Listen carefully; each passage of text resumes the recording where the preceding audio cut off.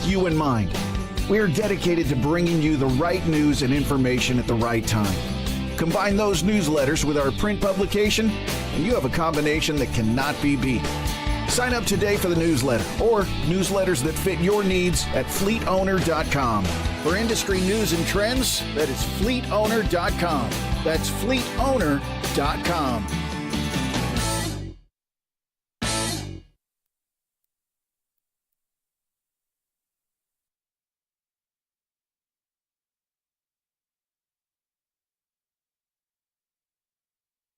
Well, hello there. It's Monday morning and it's 5 a.m. I'm Joan Jones with your top stories. We'll get more fall-like weather around here. Stick around. We've got more to come in the forecast and in traffic in just a couple of moments.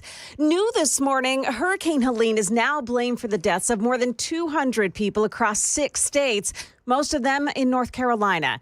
Now, as far as Tennessee goes, the Department of Health is saying that 12 deaths have been confirmed, 5 of them in Unicoi County alone. President Biden called on 500 more National Guardsmen to help out in the clean-out effort. Israelis are marking 1 year since the October 7th terror attacks, and today vigils are planned around the world. But for survivors and family members of the hostages still remaining in Gaza, it's a bittersweet reminder of that horrible day. ABC's Inez de la Cutera is in Tel Aviv with more. Hamas took about 250 people hostage. More than 100 remain missing, a third of whom are believed to be dead. I never believed it would take so long. The family of Naama Levy, who turned 20 while in captivity, says it's been several months since they heard about her condition or whereabouts. By the way, there are still 4 American hostages believed to be in the tunnels. There was a huge gathering at the site of the Nova Music Festival where more than 300 people were killed on that day. Well, with just weeks until the election, Vice President Kamala Harris is once again opting for a pre-scripted sit-down interview with Democrat-friendly news organizations. 60 Minutes releasing what they call a first look at the interview to ABC's Christine Cordero. In the clip, Harris was asked whether the Biden administration lacks influence over Israeli Prime Minister Benjamin Netanyahu. With all due respect, the better question is, do we have an important alliance between the American people and the Israeli people? Harris, who has faced criticism for avoiding interviews, has planned a slew of sit-downs this week on podcasts, network news, and late-night TV. But she has still refused to take any questions from reporters. Market news brought to you by Beacon Capital Management, online at beaconcm.com. Chuck Sievertson here with Friday's closing numbers. Major stock indexes were up Friday after the Labor Department released a better-than-expected jobs report for September. The Dow climbed 341 points. The S&P 500 was up 51, and the Nasdaq rose 219. Banks and cruise operators showing strong gains. These strong jobs results also helped boost Treasury yields on 1 through 7 year maturities by up to 20 basis points. Fears of import backlogs eased after 45,000 striking dock workers agreed to go back to work, while the International Longshoremen's Association and the U.S. Maritime Alliance continue contract talks. Port operators have agreed to a 62% wage increase over 6 years. The Supreme Court announced Friday it will consider $10 billion in a lawsuit filed by Mexico against U.S. gun manufacturers. The Mexican government alleges gun makers had contributed to the violence there. U.S. gun makers asked the justices to undo an appeals court decision. And futures this morning ahead of the opening bell, everything is pointing down. That's the latest news. We've got traffic and weather ahead. I'm Joan Jones, WTN News.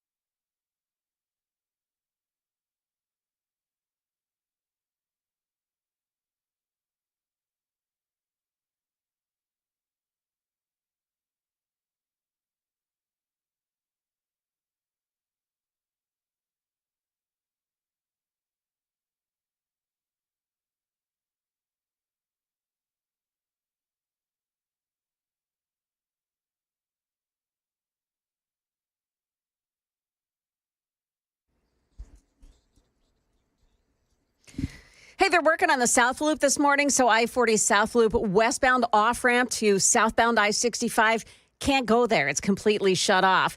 Also, a reminder that a lot of schools are on fall break right now, so, maybe fewer school buses, but more kids out on the roads to be careful for the fall break this morning. Metro Nashville area, Dixon, Wilson, Williamson's, Rutherford, and Robertson counties. The traffic every 10 minutes every morning on Super Talk 99.7 WTN.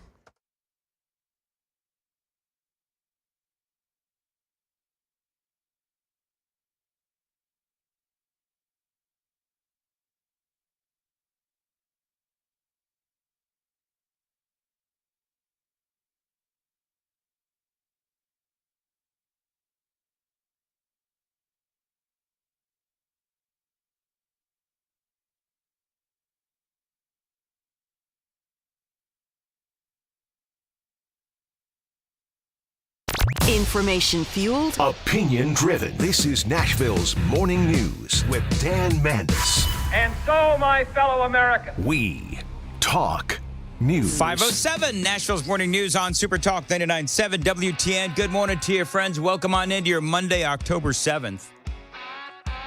Joan, did you know that there's a podcast? Johnny, did you know that there's a podcast called Call Her Daddy? Did you guys know that? Do you folks out there know that there's a podcast called Call Her Daddy? Yeah. You know that, Joan? I did.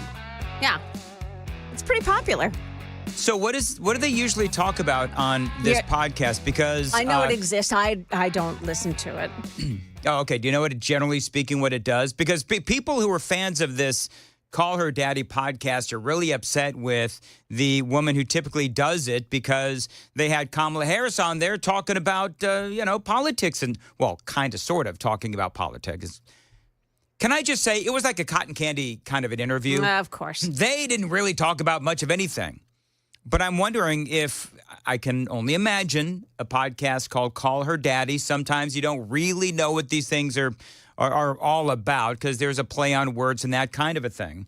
But apparently the fans to this particular podcast, and by the way, I want to know were they paid to have this interview with Kamala Harris, Call Her Daddy? Because, that's what the Harris-Waltz campaign does, is they've been trying to get influencers to influence this election, which, of course, is, part of what's going on. So this podcast, people are apparently up in arms because Kamala Harris was on with the Alex Cooper, which is the host of the Call Her Daddy podcast. I want to play this for you because, and I'm not going to, go overboard on the audio from this interview because there really wasn't a lot spoken about with the exception of abortion, as you can imagine. But Kamala Harris was asked, so why did you come on this podcast? I'm curious, you don't do too many long form interviews. What made you want to do Call Her Daddy today? Well, I think you and your listeners have really got this thing right, which is I wish somebody would have asked her right at that moment, what do we do on the Call Her Daddy podcast? Just to see if does anybody really believe that Kamala Harris knows what the Call Her Daddy podcast is? She's just going for the most popular podcasts. Where she's not going to be asked any challenging questions. That's what this is. I do Call Her Daddy today. Well, I think you and your listeners have really got this thing right, which is one of the best ways to communicate with people is to be real. And to talk about the things that people really care about. I mean, what I love about what you do is that your voice in your show is really about your listeners. And I think especially now, this is a moment in the country and in life where people really want to know they're seen and heard and that they're part of a community, that they're not out there alone. And so I'm really glad to be with you. Good Lord. She's also, I think I just did it in the news. She's doing 60 Minutes, another place where she'll get favorable treatment. Oh, absolutely. Softball questions. Absolutely. And she'll have answers like that say absolutely nothing in about 5 sentences. Or they'll be very scripted. Well, scripted, absolutely. I mean, because she knows what the questions are going to be. That's all part of this. You know, they know what the questions are going to be. She's got her very formulaic answers. And the Call Her Daddy podcast, again, I don't know what they do. Do you know what they do, Joan, or you don't? I really don't. It's not a podcast that I listen to. Okay. Very good. Yeah. I'm Johnny. Do you listen to the Call Her Daddy podcast? Oh, you know every episode. I'm right there. No. But it's funny because Kamala Harris is like, this is where people come to be real. Yeah. Now, Kamala Harris is the least real person I've known since I was introduced to Corinne Jean-Pierre. You know what I mean? So at least for me, and you're right, Joan, when you start talking about how Harris is trying to make the rounds and she's done an interview with 60 Minutes. Do you have, I hate to do this to you, do you have that audio bite that you played at the top of the hour news where he asked her something and she said, well, with all due respect, you should be asking me this question. Do you have that audio bite handy? Johnny, this is why Joan hates working with me after only a month.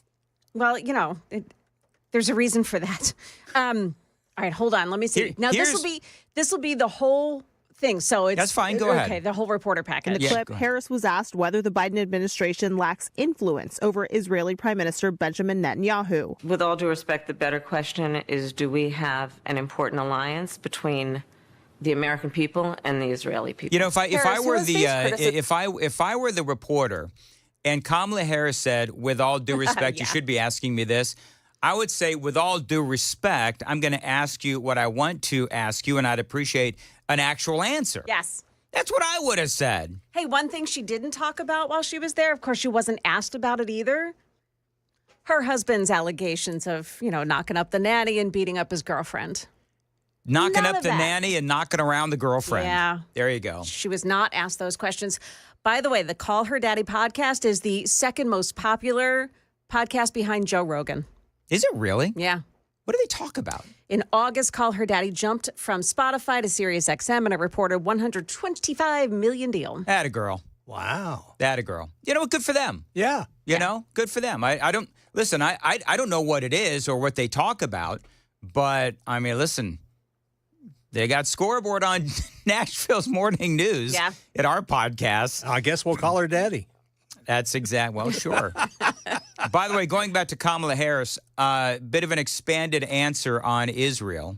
But it seems that Prime Minister Netanyahu is not listening. Well, Bill, the work that we have done has resulted in a number of movements in that region by Israel that were very much prompted by or a result of many things, including our advocacy for what needs to happen in the region. Again, she's just, you can tell her answer is just brimming with confidence because her voice is sort of shaking a little bit. And you heard the answer right there when the host of 60 Minutes said, it just sounds like they're not listening to you. Well, nobody's listening to Kamala Harris or Joe Biden. I mean, they told Iran, don't, right? Remember that whole stupidity? If Iran, the conversation was, is Iran going to get involved in, the war between Israel and Hamas? And you had Joe Biden and Kamala Harris both say, don't. Iran did. And then you had Harris and Biden look to Israel, and Israel, of course, defending themselves, going after Hezbollah in Lebanon. And you had Kamala Harris and Joe Biden saying, basically, don't. And they did. And that's exactly right, Johnny. And they did. Israel did. Benjamin Netanyahu did. There is no influence as it relates to the things that they say, Joe Biden and Kamala Harris, as far as the actions of Israel and Iran. Now, what has been influential, stop me when you've heard this before, of course, is the fact that Joe Biden has allowed Iran to sell oil to China, billions and billions of dollars worth, which allows Iran to fund Hamas and fund Hezbollah and fund the Houthis as well. And so I will say that, yes, Joe Biden and Kamala Harris, they have been very influential in the Middle East, but not in a good way. It is 5:15. Time to check the roads on WTN. Just one trouble spot this morning, and it looks like that's going to be on the South Loop, the westbound off-ramp to southbound I-65. It's all shut off because they're doing that construction project at the moment. Looks like the off-ramp right lane is blocked. You may have a hard time getting around it this morning, and a reminder to keep your eyes out for kids on the roadways because it's fall break time in a lot of areas. Traffic every 10 minutes every morning on Super Talk 99.7 WTN. Yeah, Joan, ask me how I know that it is fall break for a lot of counties, including Wilson County. Because your kid is home. Because Riker and Amy, they were up all night just having fun while I'm trying to go to bed. I'm trying to go to sleep. Those earplugs. Well, you know what the great thing is about my house is Amy, and I'm not criticizing Amy by any stretch of the imagination, but it's always kind of funny. Do you remember when you're a parent, you had younger kids, and you think, okay, you know what? It's fall break or whatever, but we're going to maintain a schedule. Remember that? Yeah. We're going to maintain a schedule, and you're going to go to bed like it's school time so that, you don't get so out of kilter when it comes to, going to bed at a reasonable time when school comes back up again. I never even tried to go there. All good intentions go by the wayside at about 8 o'clock. Absolutely. You know what I mean? If mom is in bed, nobody cares. If mom's in bed, it's all hands up. My husband would let them do... He wouldn't let him do all kinds of things, but, like watch shows I wasn't crazy about them watching and stuff like that. Yeah. Mm-hmm. Yep. That's exactly right. So anyway, by this time next Monday, when the kids are going back to school, it's going to be a rough time for the kids getting back up because it is hard to keep them on that school schedule unless you're really, really disciplined. And in my house... Let's just be honest. There's no discipline. That's not happening. At least when it comes to that. Anyway, moving on. 517, Nashville's Morning News. By the way, I absolutely love how Donald Trump, Trump went back to Butler, Pennsylvania over the weekend. And Elon Musk, I have got some amazing audio from Elon Musk. But I love how Donald Trump opened up. He's right there on the same stage. He opens up his speech. As I was saying... He opens up his speech with, as I was saying, because, and then he's got his big, what would you call it? His big slide to his right, the one on illegal immigration, the one that forced him to sort of turn his head slightly, the head tilt that literally saved the life of Donald Trump. And I love that because, as everyone knows, his speech last time was interrupted. As I was saying. And that speech, I don't know if you saw... The video or the photos of that crowd in Butler, Pennsylvania. One reporter that was on the scene actually said, I've never seen a crowd this big than going to see Donald Trump in Butler, Pennsylvania for the second go-around. And I thought the president had a very good speech, and a former president had a very good speech, had a lot of great things to say. But I will tell you, and this is what's interesting. All across America, all across the media, you have them talking about how the performance by Elon Musk was, they say, cringeworthy. I don't think the appearance of Elon Musk was cringeworthy in any way, shape, or form. Now, he was kind of jumping up and down. I mean, it was like a Rocky jump up and down. You know what I mean? Just fists up in the air, jumping up like it's, recess time in the first or second grade. That's how excited Elon Musk was to be there. And I think Elon said a lot of really good things. For example, he talked about voting. He talked about the importance of voting. And he talked about how important it is that Donald Trump be reelected. Test of someone's character is how they behave under fire. And we had one president who couldn't climb a flight of stairs, and another who was fist pumping after getting shot. Fight, fight, fight! Blood coming down the face. I mean, listen, you got to admit, that's pretty bad A. He also talked about, again, the importance of our rights and our freedoms. Free speech is the bedrock of democracy. And if people don't know what's going on, if they don't know the truth, how can you make an informed vote? You must have free speech. Oh, and I got to tell you, I got more audio to play from Elon Musk coming up probably in the 6 o'clock hour. One of the things that I've noticed, and I don't know, friends, if you spend a lot of time watching the weekend shows, but I do, so you don't have to. And one of the things that I'm noticing from George Stephanopoulos to Kirsten Welker and all of these other media outlets and all of these, I'm air quoting here, all of these journalists, all of a sudden they're really, really concerned with misinformation. And they're calling out President Trump on misinformation regarding, the election of 2020, the election coming up in November. They're calling out President Trump for misinformation as it relates to what is going on with Hurricane Helene relief and FEMA. We're going to talk about that as well.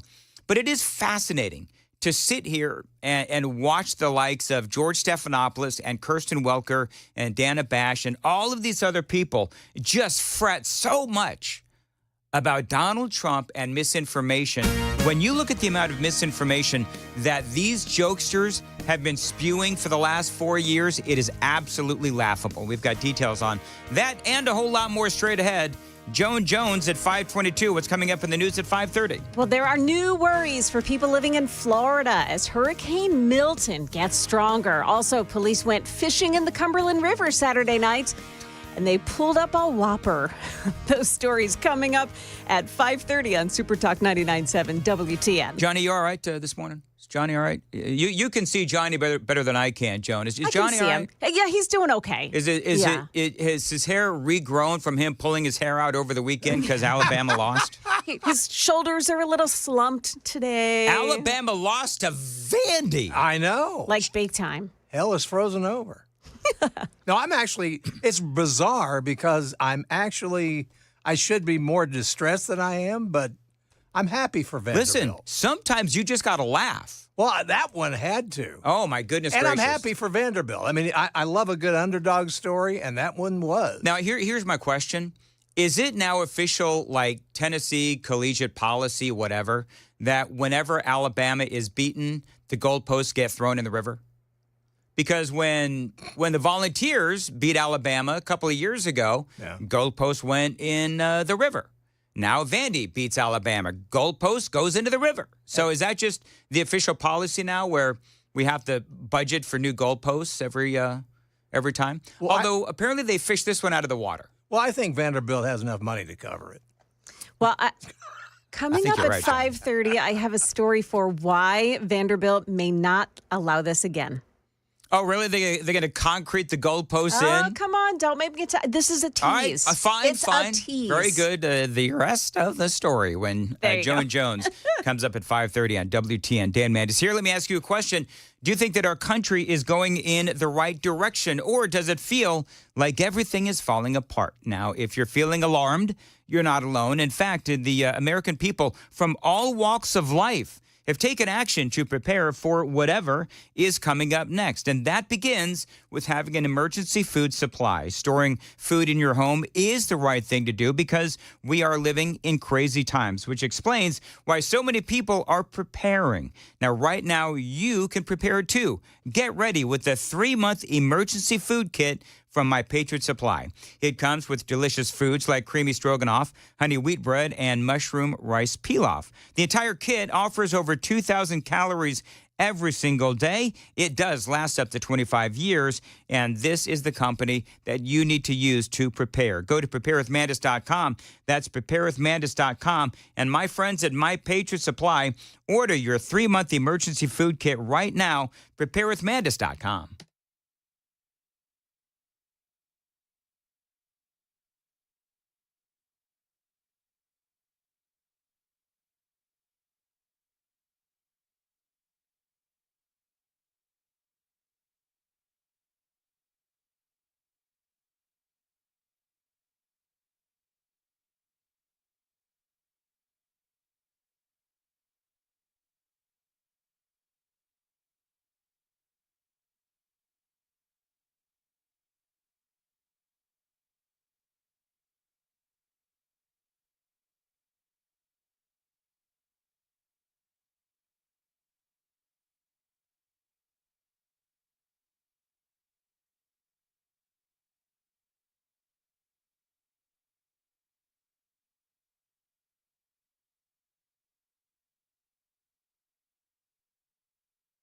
Hey, what's up, guys? This is Matt Murphy for Members Nutrition. I want to tell you about the Members Nutrition difference, and I want to encourage you to go over to the Members Nutrition website. Number one, they believe at Members Nutrition that they can sell vitamins and supplements at a lower cost point, and they're doing it every single day at membersnutrition.com. Number two, they want to make these products right here in the United States of America, not from some overseas company, and they do that every single day. I encourage you to go to membersnutrition.com. You'll get 50% off your purchase price at checkout. You don't have to put in any codes. Just go to membersnutrition.com. Once again, membersnutrition.com.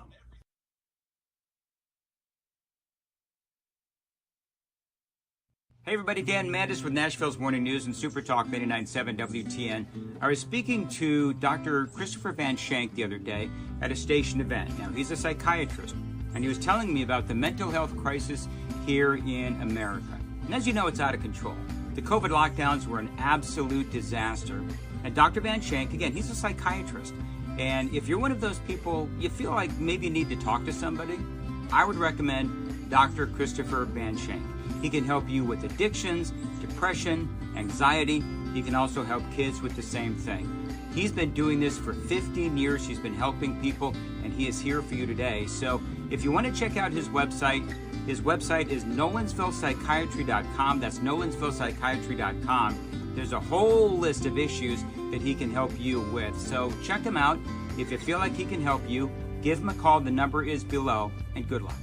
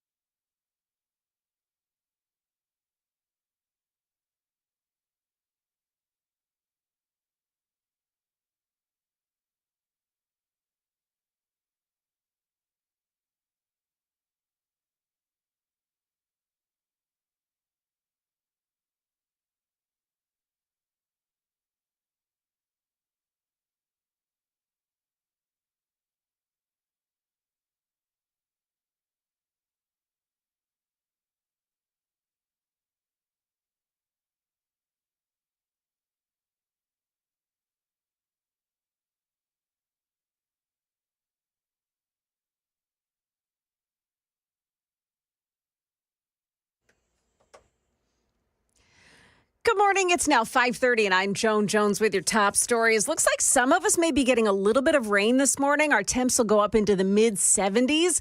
Stick around for the forecast coming up. The Tennessee death toll from Hurricane Helene stands now at 12. We've learned that more than 3,300 applications for assistance from FEMA have been filed now, while TEMA continues to deploy personnel to the East Tennessee region. Also, TEMA says that it is working on 15 active leads on people who are still missing.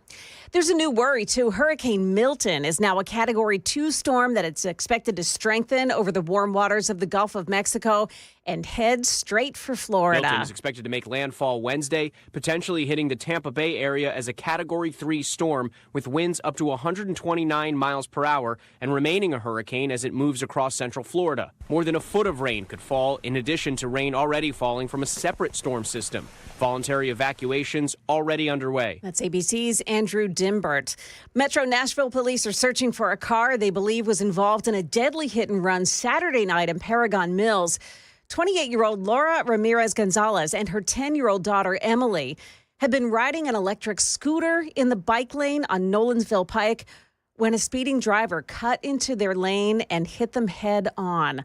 The little girl was killed. Her mother is in critical condition. Well, they have fished the goalpost out of the Cumberland River, and it's landed there after Vanderbilt beat Alabama 40-35 Saturday. This fan tells Channel 4 that was the best 3-mile walk he ever had. Never thought I would see this day. Those goalposts are always going in the river. We're looking forward to Nashville shutting down the city for us to ceremonially take them back out. Yeah, they didn't get the chance to. A truck came up and hauled that goalpost out. Now, certainly a little bit of adrenaline and maybe a chaser helped to provide the strength to hoist that thing and carry it all that 3 miles. By the way, Vanderbilt was fined $100,000 by the SEC for the goalpost incident. Market Numbers Report, it's brought to you by Beacon Capital Management online at beaconcm.com. Stock futures all pointing down this morning. Dow futures are down 173 points. That's the latest news. Traffic and weather are next. I'm Joan Jones, WTN News. Thank you, Joan. 5:33 on WTN. Dan Mandis here for my friends at Window Nation. I love these folks. They put new windows in my basement studio, my bedroom, and also my kitchen. Now, they work great, and I got to tell you, they look great as well. Right now is prime window buying season because the weather is about to turn cold. So if your windows are going to allow the warm air out and the cold air in this winter, you need to act right now because Window Nation is looking out for you with a great special going on. Buy 2 windows, get 2 windows free, plus pay nothing with no interest for 2 full years. That, my friends, is a great deal. Now, you know that Window Nation has over 33,000 5-star reviews on Google and a big 5-star review from my house. Your new windows can be installed in a day or less, and they do come with a lifetime warranty. Now, don't forget that great deal. Buy 2 windows, get 2 free. Mention my name when you call 866-90-NATION, 866-90-NATION. Pay nothing with no interest for 2 full years. A great deal from Window Nation, 866-90-NATION, windownation.com. Hey, it's Dan Mandis, and I am so glad that California Closets has fixed my closet catastrophe. After exact measuring and planning, they came over and got to work. Yeah, once it was all plotted out on their 3D CAD system, the pieces are measured, cut, and precisely installed into my space. It was clean, fast, and professional, and above all, my new closets look and function great. Now, this was my dormer, and now this is my new dormer thanks to California Closets. Look at all of this added space for shirts and shoes, you name it, and it is cut so precisely, simply amazing. And my old closet that has now been reborn as the ultimate in style and functionability, making the best use of the space that I had. They can work on just about anything: bedrooms, garages, home offices, closets, pantries, and so much more. Find them online, CaliforniaClosets.com, and see what they can do for you. You can schedule a free design consultation. Mention my name, CaliforniaClosets.com.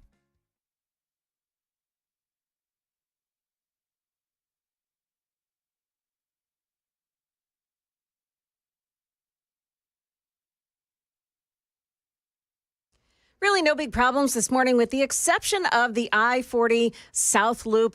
The westbound off-ramp to southbound I-65 is a mess this morning. They're still doing work on that ramp, and you can't use the off-ramp right lane. That's blocked off, so it's causing a delay. And just keep in mind that a lot of schools are on their fall break this week, so you may have some extra children around the area on the sidewalks. Just be careful. Traffic every 10 minutes every morning on Super Talk 99.7 WTN.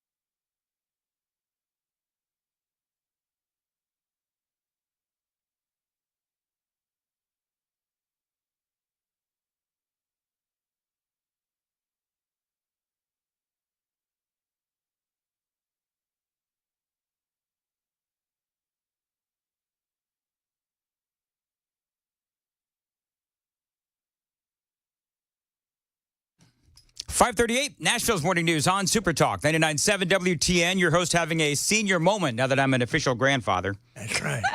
Having a hard time remembering my password to the super text line. Oh, I can tell you.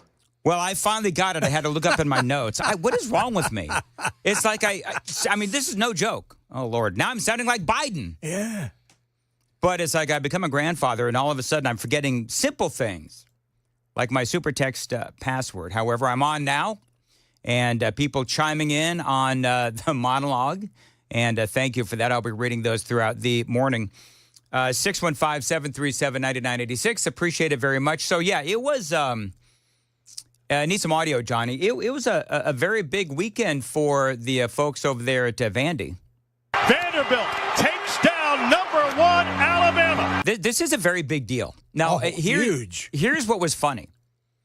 Because, I mean, everybody knows I was not born with the sports gene. I do enjoy college football. I enjoy football, by and large. But Amy and I are driving around. We had gone up to Indiana to see my daughter and so forth. And so Amy is like forcing her phone into my face and saying, what am I missing here?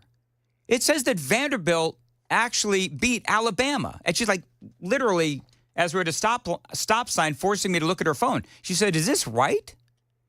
And I said, that can't be right. Vanderbilt beating Alabama. But sure enough, it was. Vanderbilt takes down #1 Alabama. What was the final score? 40-35. 40-35. So anybody know what happened? Like, I haven't seen the game because I was off doing other things. But Vanderbilt came to win, and they did. Alabama, I mean, I'm sorry, but Alabama was just way too cocky.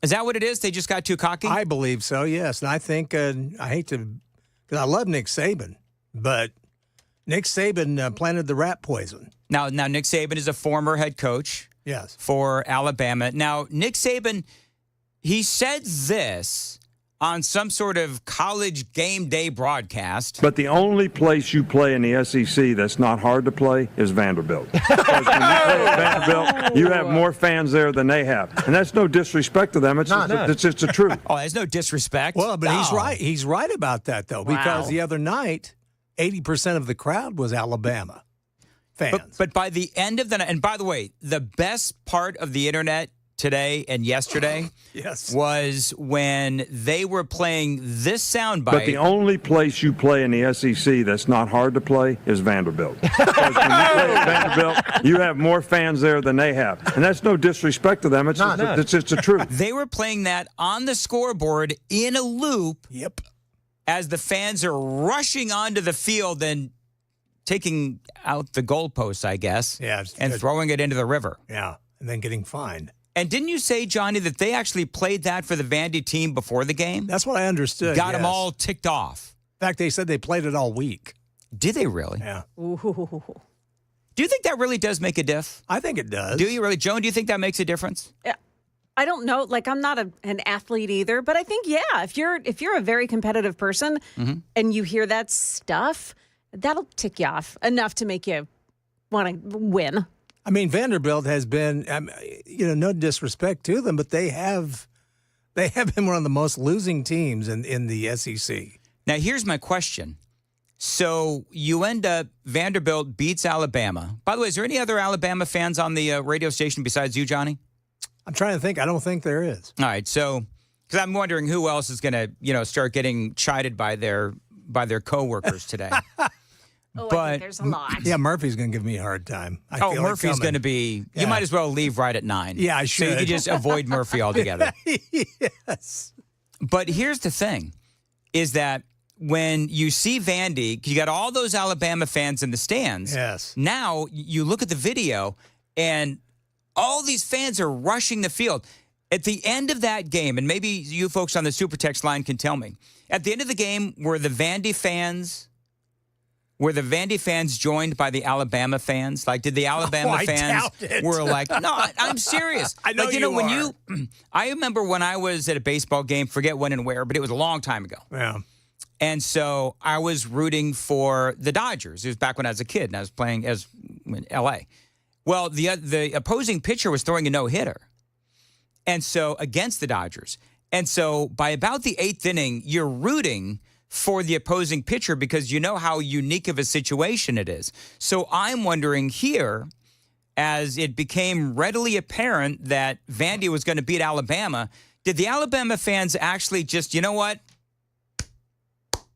You got to just give it to them. You got to give it to Vandy. That was me. I mean, I should be more distressed than I am, but I was actually Well, let's be honest. It's a game. Well, it is. It's a football game, and these guys have been the punching bag for the SEC for so long. Yeah. I'm very happy for them. I mean, they took down the number 1 team.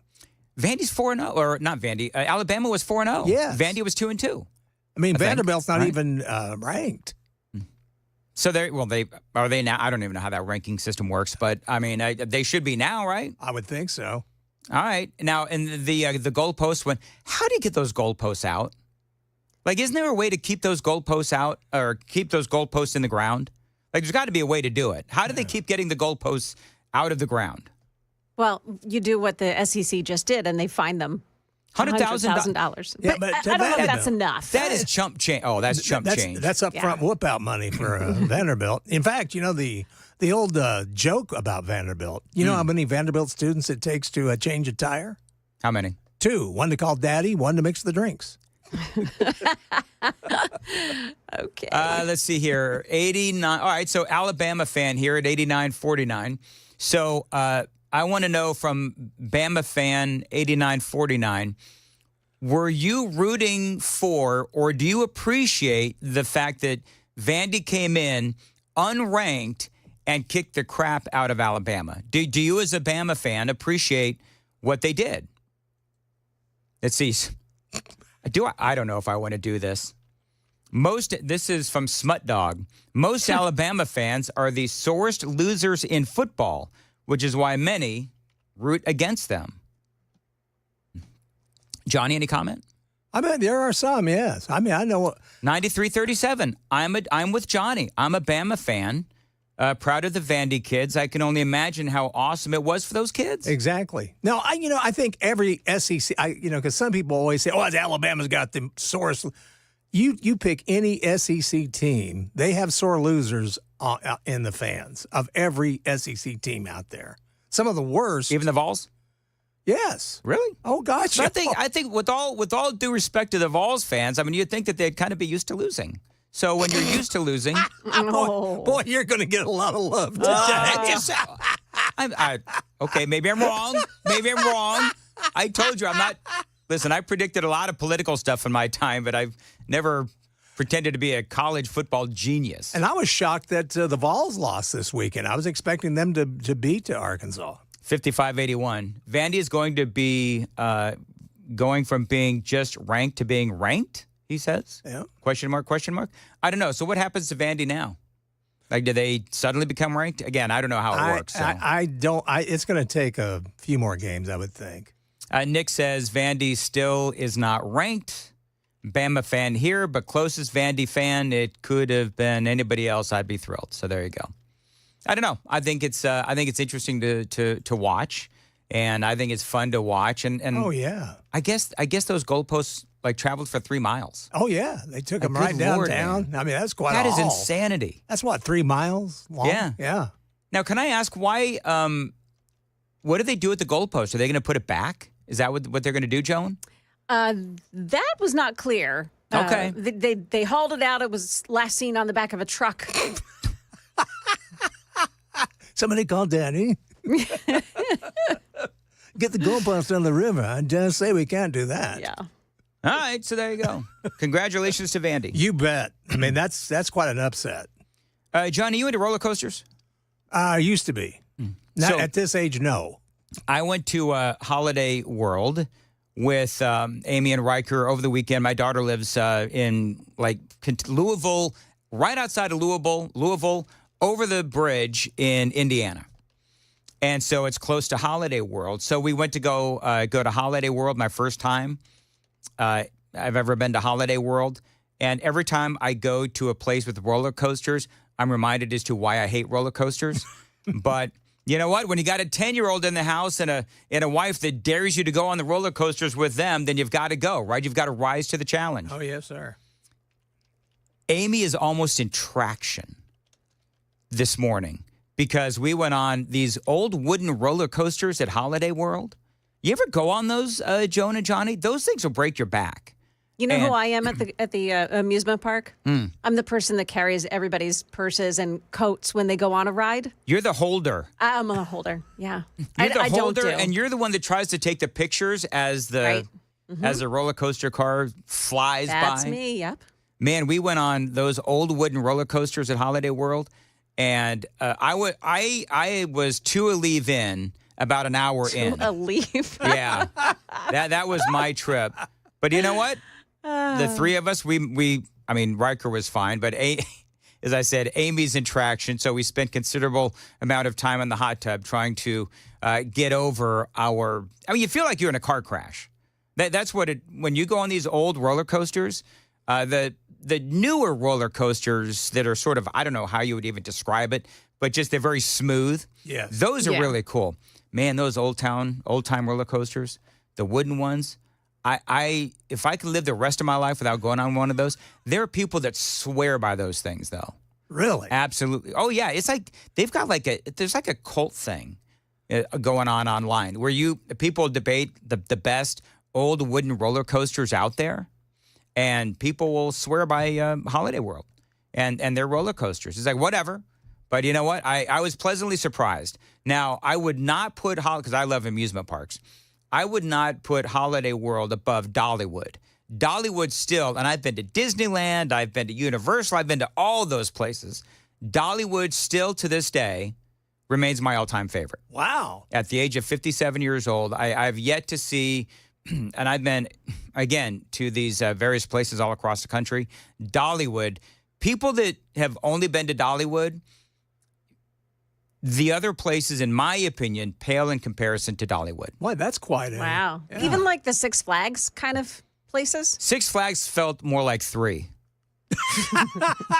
Okay. Boy, that's a great criticism right there. I give you 3 flags. Hey, you guys fan of Saturday Night Live? Used to be. Used to be, yeah. I haven't really. It's just been so inconsequential in the past few years. You know, they had some pretty funny segments last Saturday night. They did a mock debate. Of course, they parodied the debate between J.D. Vance and Tim Walz. And the clips that I saw, they were equal opportunity offenders. They took out J.D. Vance and Tim Walz. This was my favorite regarding Tim Walz. Look, Tim will be fine. It's not like he's going to say something crazy. I've become friends with school shooters. That is... That's good. That is Kamala Harris and Doug Emhoff watching the debate. And, that was one of my favorites. Nick Bargatze. Now, you guys know Nick Bargatze. I know you know Nick, Johnny. He is based in Middle Tennessee, Mount Juliet, as a matter of fact. His dad is a big fan of WTN. And Nate Bargatze. And he was on Saturday Night Live. In the next hour, I'm going to play you some of the skit that he was on. It was some of the funniest darn stuff I've seen in a long time. The thing that I love about Nate Bargatze, and anybody who knows anything about Nate knows that he is a clean comedian. And that's one of the many things that I love about cool. Nate. So he had a very funny skit on Saturday Night Live. We're going to play some of that for you coming up in the 6 o'clock hour. Right now it is 5:52 on Nashville's Morning News. And Joan Jones, what is coming up next? We'll tell you about police desperately searching for the driver who caused a horrific accident on Nolensville Pike over the weekend. Coming up at 6 o'clock on Super Talk 99.7 WTN.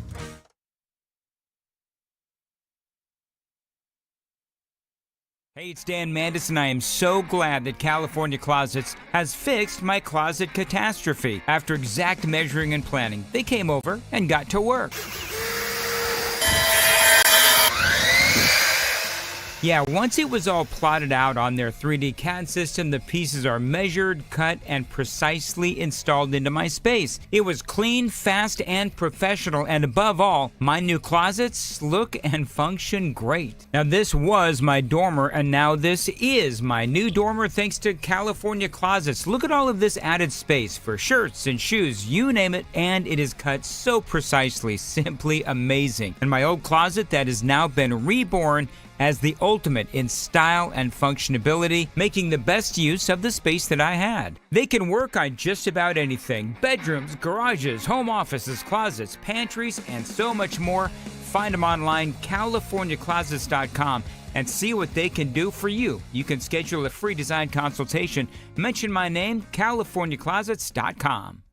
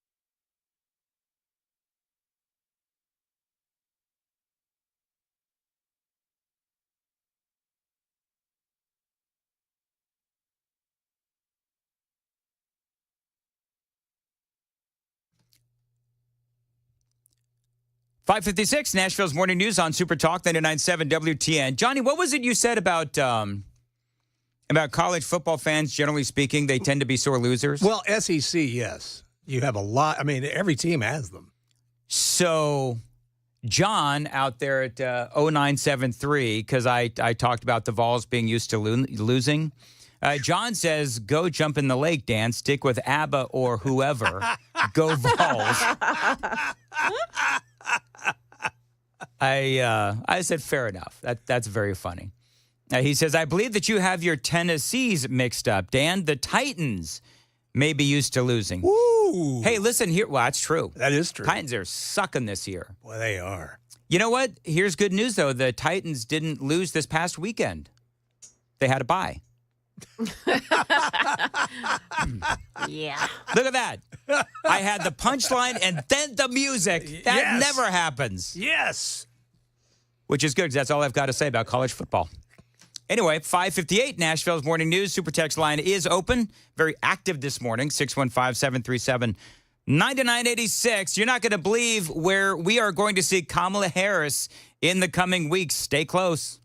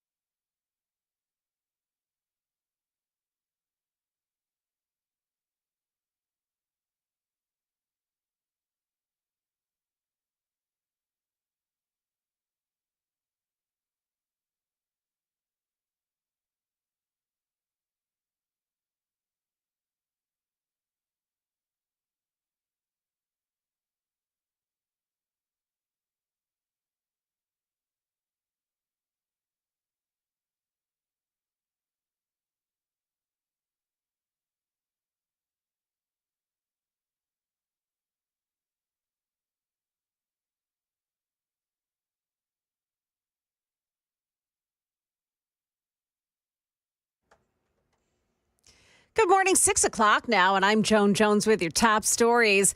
Currently, we've got 65 degrees. Some folks may be seeing a little bit of rain this morning.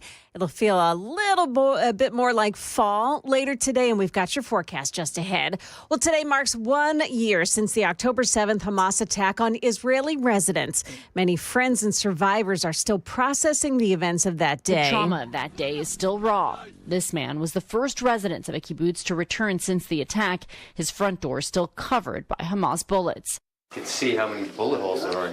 Another family we spoke to still waits for their loved one taken hostage to come home. Every day I wake up and I say, Tal is alive, Tal is coming back. I will see him hugging his family. I imagine him hugging his children. Inez Delaquatera, ABC News, Tel Aviv. And 4 Americans are among those still being held by Hamas terrorists today. Metro Nashville police are searching for the driver of a red Nissan car with temporary tags. The driver was seen on Saturday night driving erratically on Nolensville Pike and Paragon Mills and crashing head-on into a mother and daughter on an electric scooter traveling in the bike lane. This woman tells Channel 4 it was a sight she will never forget. All of a sudden, there's this red. It looked like a red flash. I mean, it happened so fast. That car hit them head on, and then the next thing we saw was the mom. She was in the air. The red flash, of course, the red Nissan car. Now, the little girl was killed. The mother remains in critical condition. Metro police say that red Nissan with temporary tags would have front end damage and a busted headlight. Anybody with information is asked to call police. A runaway 15-year-old girl was shot to death near Percy Priest Park yesterday. Genesis Gonzalez, her name. She was reported missing from Arkansas by her mother. Gonzalez was seen in the park with 3 men when shots rang out. She died later at a hospital. Market Numbers Report brought to you by Beacon Capital Management, online at beaconcm.com. After a sluggish start to October, the markets finished last week with solid gains. The Dow rose 341 points Friday and headed into the weekend at 42,353. The S&P added nearly 1%, the Nasdaq Composite 1.2%. Some key data due out this week could guide the Fed's next decision on interest rates 1 month from today. The Consumer Price Index is issued on Thursday, a day after the minutes of the Fed's September meeting are released. It's back to the bargaining table today for Boeing Aircraft and the union that represents thousands of striking machinists. Federal mediators will again be at the table. They're all trying to find an end to a strike that began last month. Critics have not been kind to Joker Folie à Deux, and at the box office it earned just $40 million in domestic ticket sales during its opening weekend. Its predecessor film raked in $96 million during its debut in 2019. That's ABC's Jim Ryan reporting. Well, that's the latest news. Traffic and weather still to come. I'm Joan Jones, WTN News.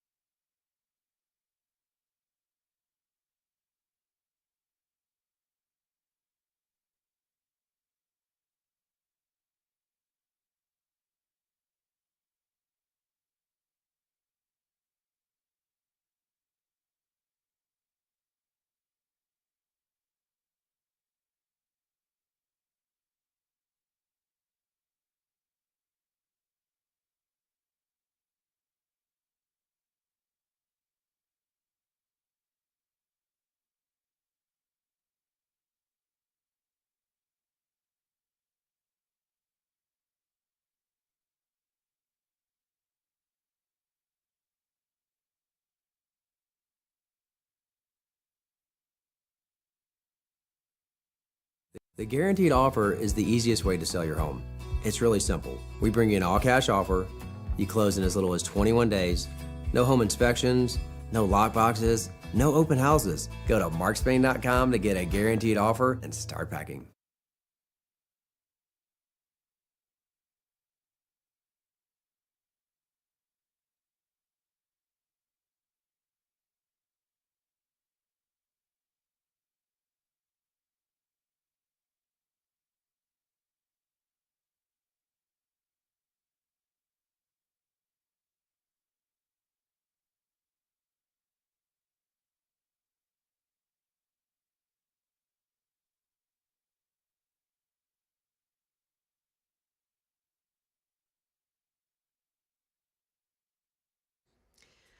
Couple of problems this morning, but really no big delays. We've got some drop-off delays at the airport this morning. So I-40 eastbound ramp to the International Airport exit 216A. That's a little bit backed up. And then there's a backup too on I-40 southbound, the westbound loop to southbound I-65. That's where they're doing that construction project. They blocked off the right lane, and that's causing some delays this morning. Traffic every 10 minutes every morning on Super Talk 99.7 WTN.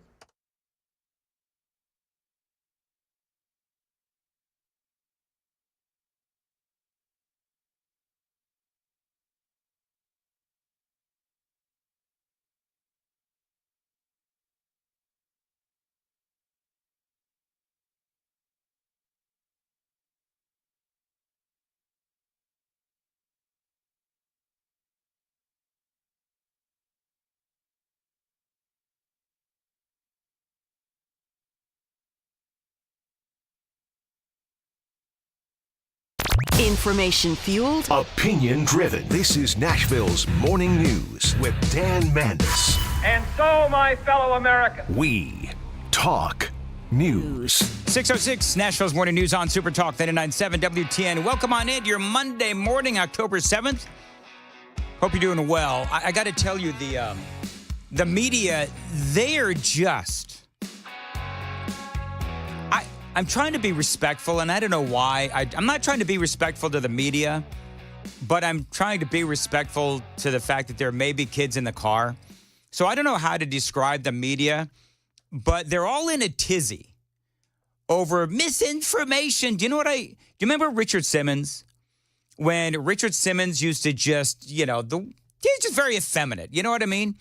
So I picture the media screaming the word misinformation in the mannerisms of a Richard Simmons. Jumping up and down, very effervescently. Jumping up and down, very excitedly about misinformation. And the reality is that they are the ones that have been spewing misinformation. Let's talk about the criticism of Donald Trump in his criticism of FEMA's response to Helene. Because this is what was going on all weekend long on all of the talk shows.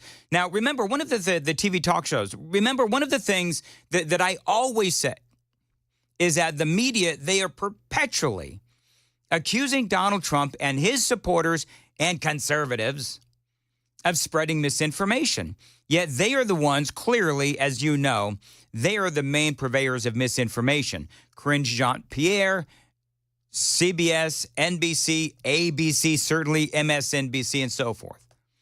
Now, I want to remind you what's going on. Of course, in North Carolina, Helene comes in, East Tennessee as well, Georgia, and so forth. But in North Carolina, Western North Carolina, it is still a mess. There are still people that are missing. There are still roads that are blocked, and there are still people, perhaps, I'm not entirely certain of this one, but that still don't have internet access. Bottom line is, the response of FEMA, in my opinion, from what I can tell, has been an absolute train wreck. And so Donald Trump and conservatives are calling out the Biden administration. Kamala Harris as well, of course, she's running for president. But the question is, because Karine Jean-Pierre, remember where we left this off last week, did FEMA money go to help illegal aliens and settle illegal aliens versus being used for disaster relief? That's going to be the big question. Now, if you were out there like me on Thursday, Friday, whatever days of last week, calling out the Biden administration for spending billions and billions and billions of dollars on Ukraine and settling illegal aliens and not having any money for disaster victims, yeah, that was me. And I wasn't spreading misinformation. In my opinion, I'm spreading facts. But here's the thing, is that the White House and the media, they're trying to split hairs. So let's go back now, shall we, and play some audio that is certainly relevant to this conversation. This was Karine Jean-Pierre back in, I believe it was 2022, as she and the Biden-Harris administration were bringing migrants by the busloads and by planes along with wide open southern border. And this is Karine Jean-Pierre talking about how they are working to settle these folks here in America. So FEMA regional administrators have been meeting with city officials on site to coordinate available federal support from FEMA and other federal agencies. Funding is also available through FEMA's emergency food and shelter. I mean, she's saying FEMA funds, FEMA funds, FEMA funds. FEMA managers, FEMA officials we're all meeting with, so on and so forth. This is Karine Jean-Pierre back in 2022. Over and over again talking about FEMA. Program to eligible local governments and non-for-profit organizations upon request to support humanitarian relief for migrants. All right, so FEMA funds and FEMA resources going to help settle these migrants. Now, what does she say now? It's just categorically false. It is not true. It is a false statement. And look, the fact of the matter is, I think Washington Post fact checker did a piece, and the headline recently, just moments ago, not too long ago, and the headline was, "No, Biden did not take FEMA relief money to use on migrants, but Trump did." All right, so the argument seems to be one of semantics. Here's how CBS reports it. Trump and his allies appear to be conflating two different funds. FEMA has dedicated disaster relief money they say that cannot be used for other purposes. Separately, it was tasked by Congress in 2022 to disseminate money from Customs and Border Protection to help communities that received influxes of migrants. So, in other words, they're trying to, play the two separate accounts game. You have the funds for disaster relief and the other fund for migrants, plain and simple. Definitely a line in between those two funds. At least that's what the White House and the Washington Post, that's what they're trying to say. Here's the answer to that, though, because as the left is screaming misinformation on FEMA money being used for illegal aliens, this is what the FEMA director says. This level of misinformation creates this scenario where they won't even come to us. They won't even register. And I need people to register so they can get what they're eligible for through our programs. So would be then my question to that. Then, number one, why is it that you're budgeting so much money for the processing of illegal aliens and you're using so much money for Ukraine, regardless of what fund it comes out of, and not enough funding for disaster relief? So either way, it is poor planning. There is truth to the fact that we are spending more money on illegal aliens and Ukraine than on Americans and disaster relief. So I don't care how you phrase it. I don't care what account it comes out of. How many of us have had money earmarked for whatever it may be, and then we need a new battery, we need a new tire, we need to get the car repaired, and we're able to move funds from one place to another. And so for the Washington Post and for the media and for Corinne Jean-Pierre, misinformation, it's really not. What they're trying to do is they're trying to just do their best to obfuscate what is really going on.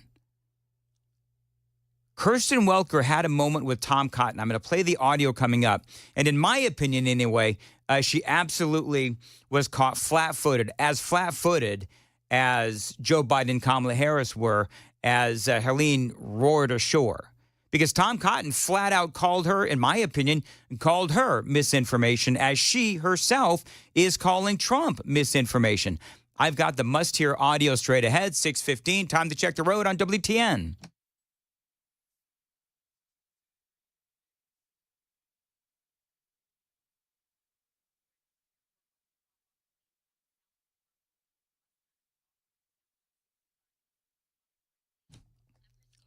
.6:15, Nashville's morning news. Today, sunny and a high of 76. This level of misinformation creates this scenario where they won't even come to us. They won't even register. And I need people to register so they can get what they're eligible for through our programs. All right. So, number one, part of the problem that North Carolina specifically is having is there's a lot of people that are just saying, okay, so where do you register? How do you register? Where is FEMA? So on and so forth. Kirsten Welker had the Senator Tom Cotton on. He's from Arkansas, and she framed it this way. Senator, what do you say to that criticism that Mr. Trump is confusing people at a very time when they need help the most? So what confuses me, I'll play the audio of Tom Cotton here in a second, but here's what confuses me, Kirsten Welker, is that we do have people on the ground who say that FEMA is nowhere to be found. There are hundreds of videos showing people feeling abandoned. They can't find FEMA. FEMA is nowhere to be found. They've got no food. They've got no water. They've got no internet. There's no way to find FEMA. They're just not there. Glenn Beck goes out there and witnesses firsthand the issues with FEMA and people feeling abandoned. And so I guess my question would be this, and I did ask this question the other day. Fox News. I've got Fox News on here in the studio, and they're on the ground in North Carolina. They're speaking to people who are saying FEMA is not there. So who are you going to believe? Who do you believe? You believe FEMA? You believe the Biden administration? You believe the media? You believe the fact checkers out there? Because let's all be honest about the ability of the Biden administration and the fact checkers to tell you the truth. They've been gaslighting you for the last almost 4 years. Whether it's on the economy, whether it's on the border, whether it is on Joe Biden's fitness to serve, these same people that are, sort of eye-rolling about this fact-checking regarding FEMA, the reality is that you can't trust the media. You certainly can't trust the Biden administration. You can't trust the fact-checkers. I trust the people on the ground. I trust the people that are posting videos and saying that FEMA, their response has been lackluster, to say the least. Because that's what liars do. They lie. This is what Tom Cotton says. Well, I don't think he's confusing anyone. I think the administration did get caught flat-footed here, and that Joe Biden and Kamala Harris have proven to be overmatched by events again. And I think the administration, from the very beginning, should have been deploying military assets necessary, specifically helicopters, to get in there. It took them days to do that. There's hundreds of military helicopters within flying distance of this area. That should have happened from the very beginning. He's right. I mean, why did it take so long? One of the things that I said on Friday, can you imagine if we had put the full force of the federal government, the kind of motivation and inspiration and enthusiasm we have to send all of that military equipment, all of that logistical equipment, all the way to Ukraine. But we couldn't get any equipment to North Carolina? Again, Donald Trump and others wouldn't be talking about the lackluster performance on the ground in North Carolina and other places if it wasn't for the people literally on the ground giving us their experience. You see, the media and Kirsten Welker, they still don't get it. George Stephanopoulos, they still don't get it. People are no longer taking their word for it. The reason why people are no longer taking their word for it is because they have been caught lying again and again and again and again. And yeah, again, Tom Cotton is correct when they talk about what is going on the ground. My broader question to you, I think, is about this misinformation. Do you think this is a time to put falsehoods aside, like the idea that FEMA funds are being redirected to migrants, which is just not true? Well, you know what falsehoods I would like to put aside, just since we're talking about falsehoods? I would like to put, and I would say this to Kirsten Welker, I would like to put aside the falsehood of this Agenda 2025 BS that you're trying to hang over Donald Trump's head. That is a falsehood. You want to talk about the falsehood that the border is secure, that falsehood that the Biden administration tried to sell for the last 3.5 to 4 years? Can we put away the falsehood that Donald Trump will sign a federal abortion ban? You see, if we're going to talk about falsehoods, I would say to Kirsten Welker, if we're going to talk about putting falsehoods aside, I've got a whole list of falsehoods that I would like to put aside, since we're talking about misinformation. It is true that FEMA and the Department of Homeland Security have been spending billions of dollars on migrants. Now, I understand some people say they're separate funds, but we just passed a short-term spending bill. It's very common for the administration to come and ask for permission to move money between funds, especially to prepare for emergencies. And second, I would note that this administration seems to have no problem finding money when they want to spend it on their priorities. When they need hundreds of billions of dollars to pay off student loans for graduate students in gender studies programs, they somehow find it. When it's trying to get helicopters to deliver food and water and cellular service and life-saving medicine into these mountain valleys, they somehow can't seem to find the money. I mean, somebody please tell me where Tom Cotton is wrong. He's not wrong. And Kirsten Welker and all of these hand-wringing, air quotes, journalists on the left, you know, the ones that Kamala Harris, she's going to be doing all kinds of interviews with over the next 30 days because they are panicking on the left. Oh, I've got that story coming up. But I think that if we're going to start talking about putting aside misinformation and talking about misinformation, there's a lot that could be discussed. Of course, we all know that the left has absolutely no interest in talking about the real misinformation that they continue to spread. It is 6:21 on Nashville's Morning News on Super Talk 99.7. Joan Jones is in the WTN newsroom. Joan, what's coming up at 6:30? Dan will take a look at the Supreme Court's news session, which opens today. Also, the scare in the skies this weekend. Those stories coming up at 6:30 on Super Talk 99.7 WTN. Thank you, Joan. 6:22 on Super Talk 99.7. Homeowners, listen up. The Fed has taken action, lowering rates for first-time home buyers, and this has been a long time coming, lowering rates for the first time in years. And Loan Pronto has followed suit by lowering mortgage rates big time. Now, Loan Pronto just locked in a homeowner at 4.59% APR. That is the lowest in 2 years. So whether you got your loan last month or last year, it is time to call Loan Pronto and dump that high-rate loan. You can lock in a lower rate fast with virtually no paperwork and usually no appraisal. There's no limit as to how many times you can refi, so get started right now. Even if you're in the process with another lender, give Loan Pronto a call. If you act right now, you can even skip your next 2 house payments. Purchase loans also available, so call right now and get your rate quote in minutes with no hard credit pull and no upfront fees like those other guys. 615-499-5780, or you can find them online, loanpronto.com, 615-499-5780, loanpronto.com, equal housing lender, NMLS 166-1781 on approved credit, NMLSconsumeraccess.org.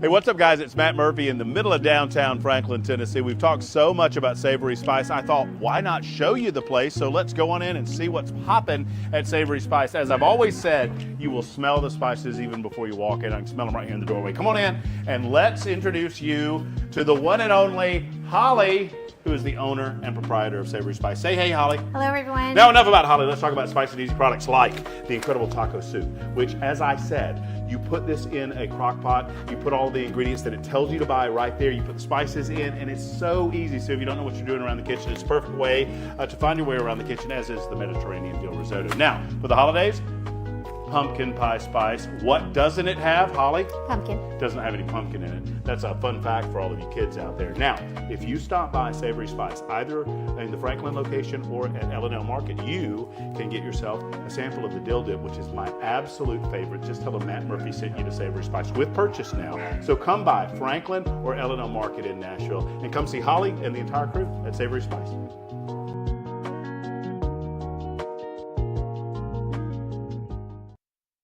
Hey everybody, Dan Mandis with Nashville's Morning News and Super Talk 99.7 WTN. I was speaking to Dr. Christopher Van Shank the other day at a station event. Now, he's a psychiatrist, and he was telling me about the mental health crisis here in America. And as you know, it's out of control. The COVID lockdowns were an absolute disaster. And Dr. Van Shank, again, he's a psychiatrist. And if you're one of those people, you feel like maybe you need to talk to somebody, I would recommend Dr. Christopher Van Shank. He can help you with addictions, depression, anxiety. He can also help kids with the same thing. He's been doing this for 15 years. He's been helping people, and he is here for you today. So if you want to check out his website is nolansvillepsychiatry.com. That's nolansvillepsychiatry.com. There's a whole list of issues that he can help you with. So check him out. If you feel like he can help you, give him a call. The number is below, and good luck.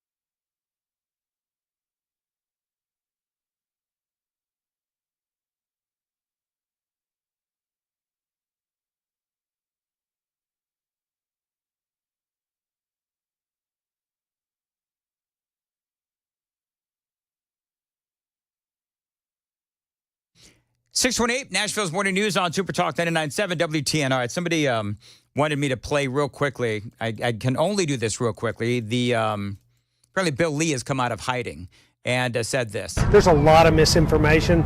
In fact, there's some belief and understanding that may be coming from foreign sources just to confuse on the ground what's happening here. There's no confiscation of supplies or of products coming in by FEMA or TEMA. All right, so Governor Bill Lee, governor of the state of Tennessee, talking about how there's a lot of misinformation regarding FEMA out there. And, of course, he's talking about the confiscation of supplies and so forth. But here's the thing, again, and I don't know how many different ways I can say it, that there are people on the ground, people that I trust more than the mainstream media like, Glenn Beck and others, who say that they are on the ground helping people and that FEMA is not there. Now, the confiscation of supplies, that is a different conversation, but the bottom line is that there still is a lot of debate as to whether or not FEMA is actually doing a good job helping the people of North Carolina. 629 on Nashville's Morning News on Super Talk 99.7 WTN. Dan Mandis here for my friends at Paul Winkler, one of the smartest guys I know. And he's been helping people retire for years. And right now he's got a big workshop coming up on Medicare. Now, that is a huge expense for a lot of different reasons, Medicare. And Paul is bringing in a Medicare expert to go through what Medicare covers and what it does not cover, what it costs, and how to enroll, among many other things. Now, this can be a really complicated situation, but what Paul and his guests are going to do is break it all down so that you know exactly what to do when it's time for you to sign up for Medicare. But there's more to this conversation than just signing up for Medicare. There's also the discussion of staying healthy. That will be covered as well during this webinar.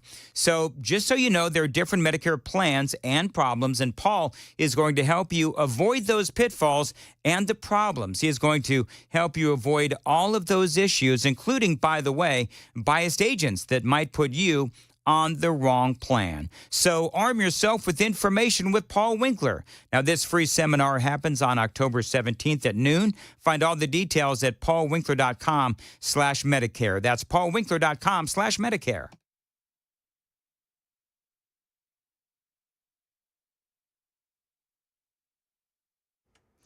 Good morning. It's now 6:30, and I'm Joan Jones with the latest news. We've got your full forecast and traffic coming up, but I'll tell you, it's going to feel a little more fall-like today, finally. Well, the Supreme Court begins its fall term today. It's ready to take on cases involving the race for president. We get details from ABC News senior Washington reporter Devin Dwyer. The justices are braced for a wave of election-related disputes over voting rules and possibly certification of the results. But they are also prepared to take on some major questions like, can states require age verification to access pornography online? The court will also look at whether the FDA is illegally blocking the sale of flavored e-cigarettes and vapes. And should self-assembled gun kits, which are widely available online, be treated like any other firearm, subject to background checks and registration requirements? Also in December, the justices will consider whether states can ban medical transgender surgery for teens.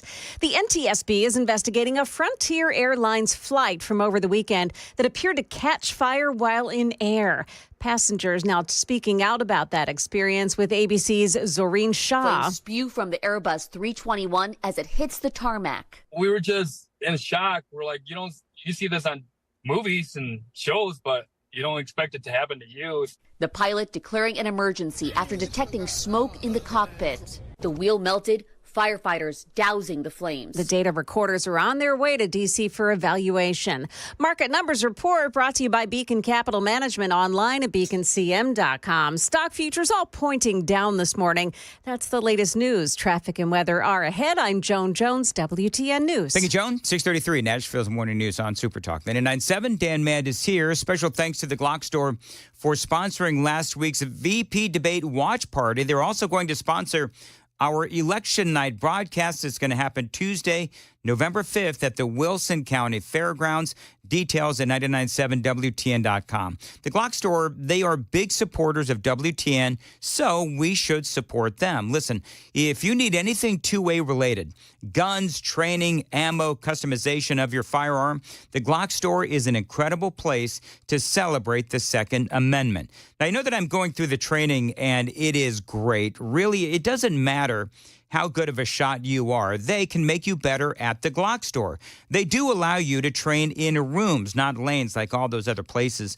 That is such a key benefit that is unique to the Glock Store. That is why the Glock Store is my place to train and to shoot. Check them out online at Glockstore.com. That is Glockstore.com. Find details and photos on training. You can also check out great deals on all things two-way. Don't forget to tell them Dan Mandis told you to reach out. The Glock Store at Glockstore.com. Minutes from the airport and worth the drive from anywhere.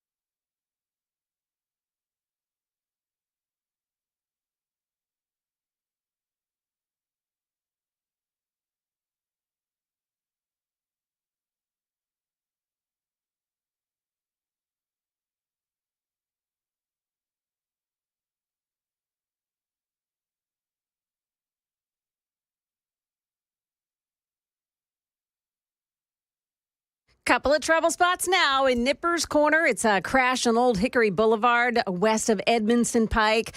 Another one this morning involving some injuries. Public Square Park, that's Union Street at 4th Avenue North. That's also causing some delays in that area. Traffic every 10 minutes every morning on Super Talk 99.7 WTN.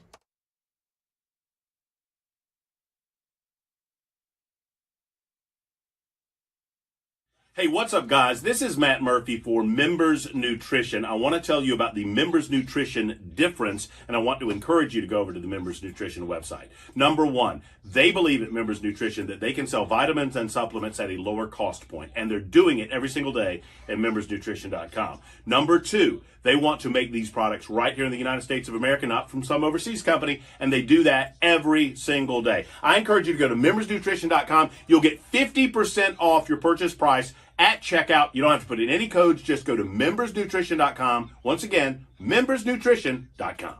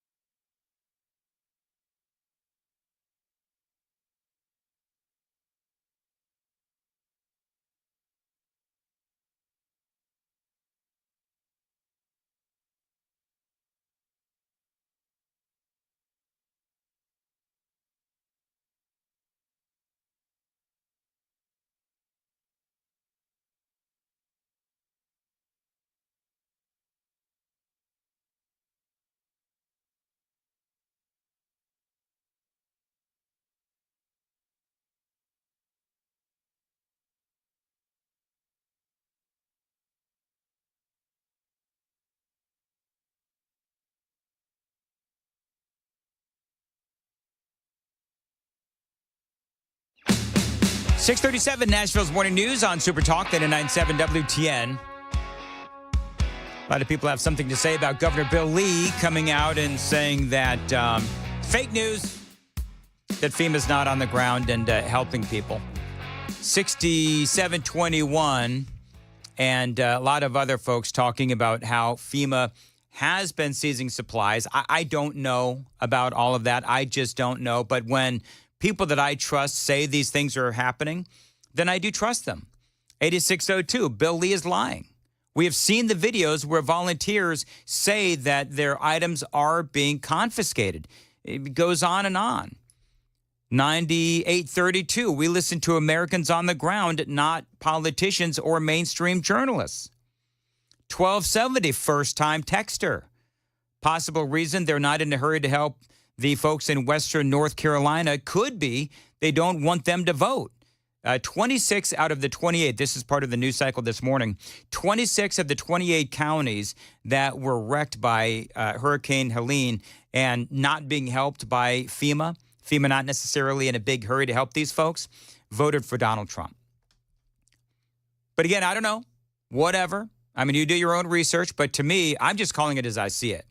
And when I see a lot of people, and again, if I'll say for the 90th time, people that I trust saying that FEMA is not there and that they have been caught flat-footed, then I believe those folks. I really do. I don't believe the Biden administration. And you know what the thing is? Then I'm going to move on. But when you've been lied to incessantly for so long about so many different things, I'm sorry, but I'm not prone to believe you when you're out there trying to tell me that, you're telling me the truth now. I don't believe it. Now, there's other things going on in the news. It's 640 on Super Talk 99.7 WTN. I don't want to bury you with polls today, but there's some good news for Donald Trump because remember the last couple of days. The last couple of days, we have seen a number of different things going on as it relates to Kamala Harris. All of a sudden, you'll notice, this is in the news cycle today, that she is making appearances on all kinds of different media outlets, sort of. I'm going to air quote that. Details on that in a minute. But the betting markets, and I always find this interesting that people bet on politics. I actually kind of want to do this. But anyway, the money is now on Donald Trump to win the presidential election. That's right. The money is now on Donald Trump to win the presidential election. That is going to be huge. Now, there's polling out there that also continues to show that Donald Trump has momentum, as certainly his appearance in Butler, Pennsylvania, was an indication as to how popular President Trump is right now. This was a massive, massive crowd as the president returned to Butler, Pennsylvania. We'll get into that. But I thought this was funny. Kamala Harris is now on her way to, over the weekend she did the Who's Your Daddy podcast. Really hard-hitting interview by all accounts, said no one. But in addition to that, where Kamala Harris is going to go to do one of her big interviews? Howard Stern. Kamala Harris is going to go on the Howard Stern show. Now, I want to remind you of this moment where we realized that Howard Stern clearly, obviously, in the tank for Joe Biden. Remember this? The reason I'm so excited to talk to you was because I wanted to understand the tragedy in your life and how you dealt with it. And you're the kind of leader I love because we're lucky to have you in the Oval Office and serving as the father of the country. Because if you're a good father to your family, which you are. Remember that? And we all started screaming, what about Hunter Biden? I mean, you look at the total arse-kissing of Howard Stern with Joe Biden. I know you'd be a good father to the country, and I want to thank you for providing a calming influence, an organized administration post-COVID, getting that vaccine out. I remember what the world was like at that point, getting NATO, getting us to feel. It was almost like they handed Howard Stern talking points. This is what we want to talk about. This is how you introduce President Joe Biden. And he literally read it word for word. Comfortable standing up to Putin. The incredible large growth in the jobs, unemployment rate down. I'll give you your greatest hits. Knocking off a few ISIS leaders. Could you hand me the barf bag, Dan? Exactly. And so now Kamala Harris is going to go on Howard Stern's show. How much is he? Stern's got to go back to the closet and get his hip boots again. With all the BS he'll be wading through. Reports from Axios and The Telegraph in early September revealing that the Harris-Walz campaign had granted fewer interviews than any other candidates in modern history. Now that we see that Kamala Harris is having some issues, she's falling behind in the polls. She's falling behind in the battleground states. And so now, all of a sudden, she is going to start granting interviews. Again, she did the Who's Your Daddy podcast, and some of those answers, I've got some of the audio for you. Really wasn't any substance to that interview, but it was a podcast. Who's Your Daddy? All right, so here's my question. Will Kamala Harris do an interview with Joe Rogan? Because the Who's Your Daddy podcast, which I'll admit, it's geared towards women. I'd never heard of it, but it's very popular. And so if Harris did an interview with Who's Your Daddy at number 2, is she going to do Rogan, who is the number 1 podcast in America? I don't know about the world, whatever. But Joe Rogan, very popular. Will she grant an interview to Joe Rogan? To be honest, I don't even know if Rogan wants to have her on. I mean, she's not going to say anything. But if he has her on, at the very least, he won't sound like such a dolt like Howard Stern. Lord. Harris has since increased her media presence in the last several weeks, sitting down for a solo cable interview with MSNBC in September. You remember how bad that was. One notable appearance in a discussion with members of the National Association of Black Journalists and speaking with Oprah Winfrey. Again, realize that all of these were just really friendly interviews. Early Sunday, I want you to listen to this. Let me ask you a question. Can I ask you a question? Do you think that these kind of interviews will help or hurt Kamala Harris? She is going to be on Howard Stern, The View, and Late Night with Stephen Colbert. Can we all just be honest that I don't believe that those will actually help Kamala Harris? I think it would actually hurt the vice president running for president. And the reason why I think it'll hurt is because she's not answering any questions and she's not going on to any sort of a platform that's going to challenge her. So it only draws more attention to that fact. I mean, what does it say that she appears on Howard Stern and The View and Stephen Colbert, but she won't appear on, I don't know, Fox News or any other outlet that would be more challenging? What does it say? It says that she cannot defend her policy. And a lot of people are commenting on that. And at least for me, the more that you watch her try to do these interviews, the worse it gets. There's audio out there of her appearance on 60 Minutes that is not good. I've got that for you coming up next at 6:46. Time to check the roads on WTN.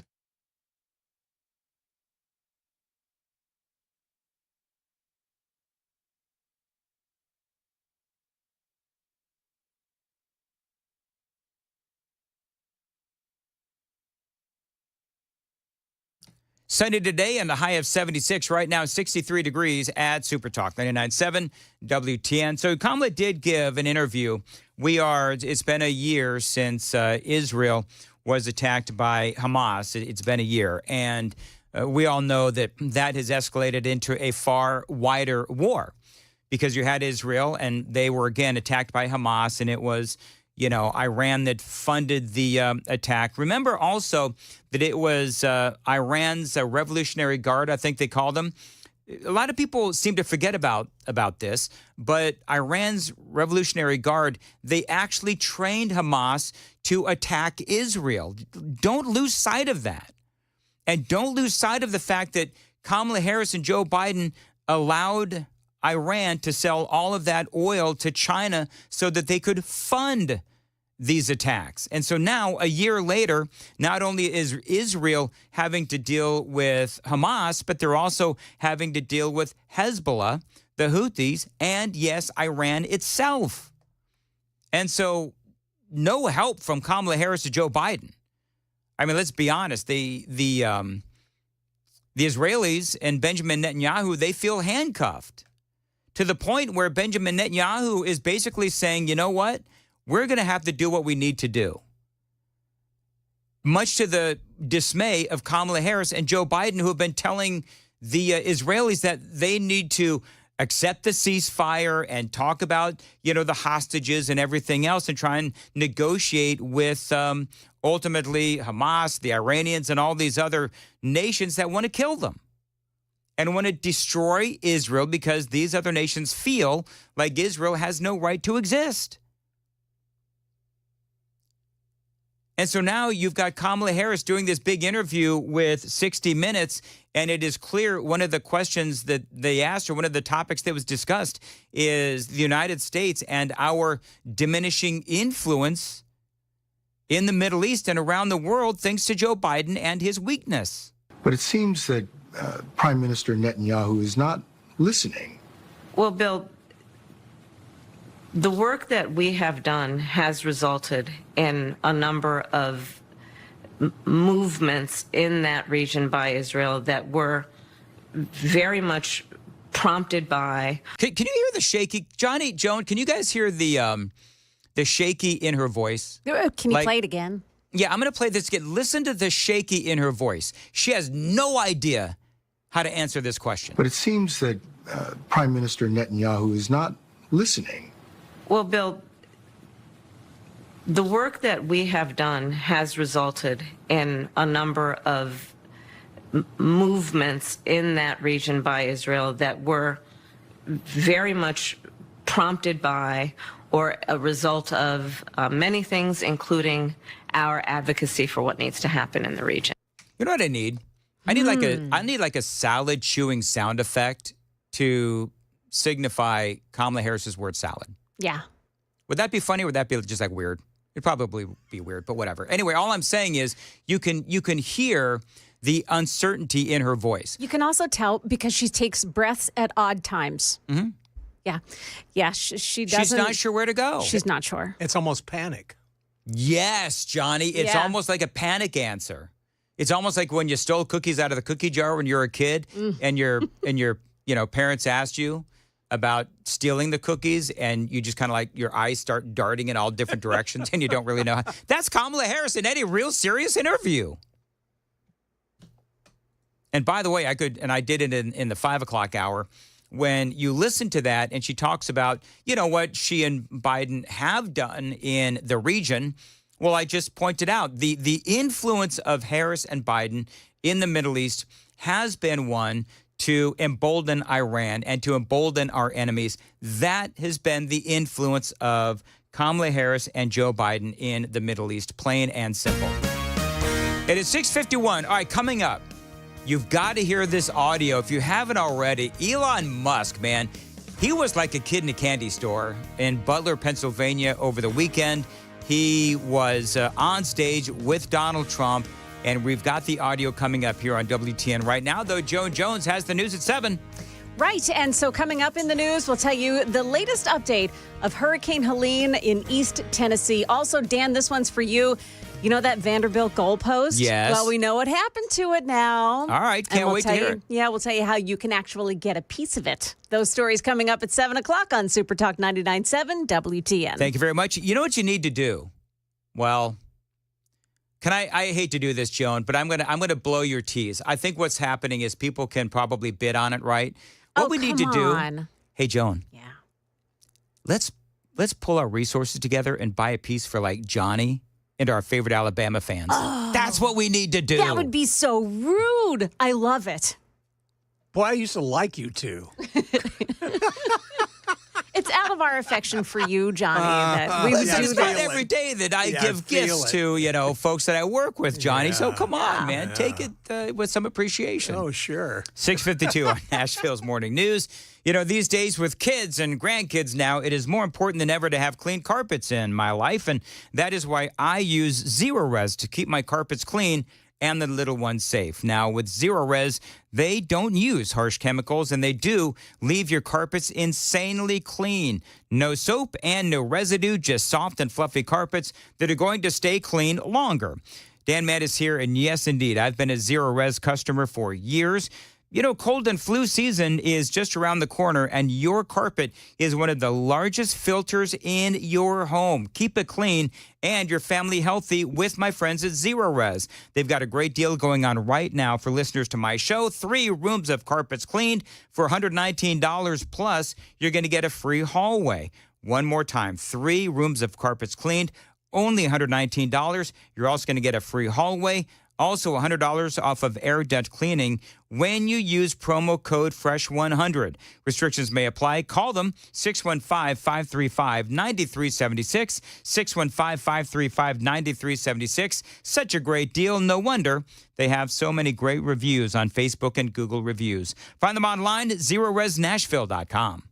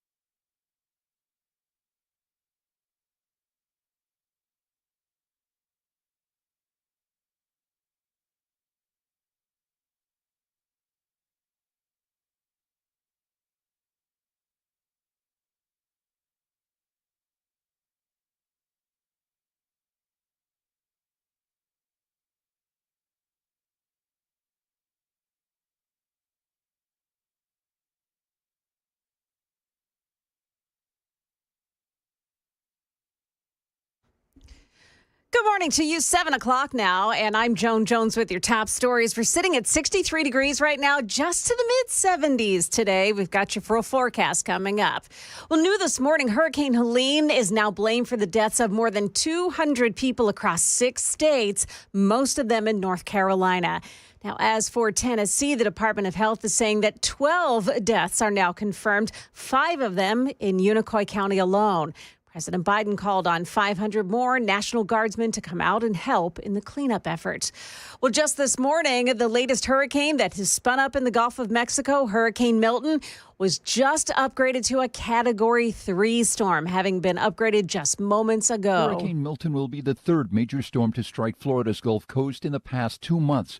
People who live there are again breaking out the sandbags. 2014 Boston Marathon winner Meb Keflevsky is among them. It is important to be able to just do your preparation the best you can, hope for the best. Milton is targeting a Wednesday night landfall around Tampa Bay. Jim Ryan, ABC News. Nashville investigators are working to identify a man whose body was recovered from the Cumberland River yesterday. Metro Nashville police say a father and son who were out fishing in a boat discovered the body in the Whites Creek area of that river off County Hospital Road. They called 911.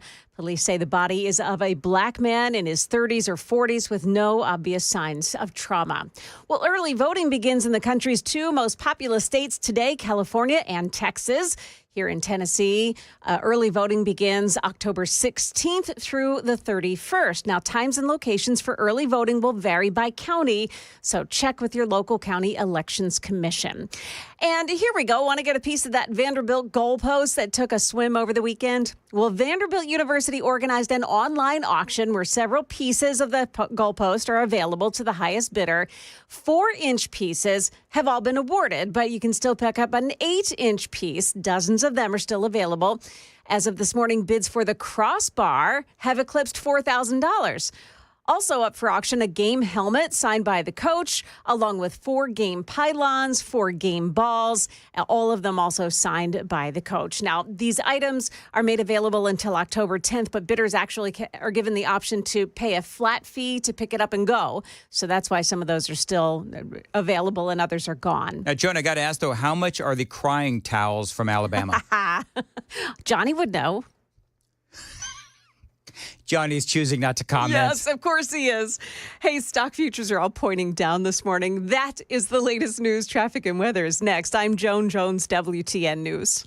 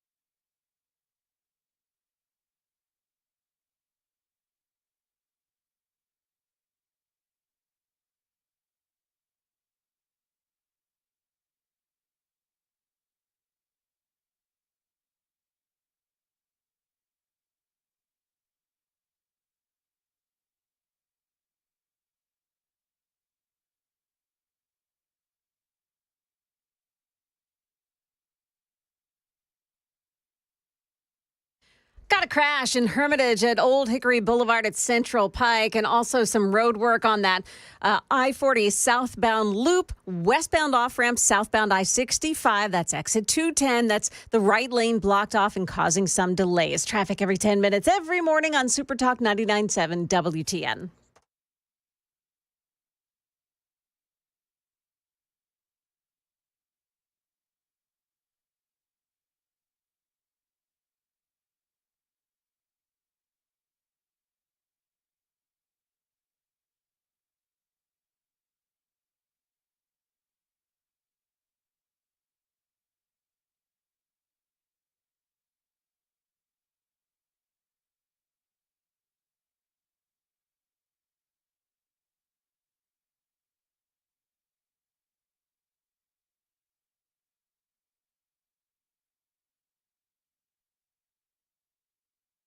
Information fueled, opinion driven. This is Nashville's Morning News with Dan Mandis. And so, my fellow Americans, we talk news. 7:07 Nashville's Morning News on Super Talk 99.7 WTN. And I guess the big reason why Kamala Harris is going on all of these friendly media outlets or podcasts or Howard Stern show is because she's trailing in the polling.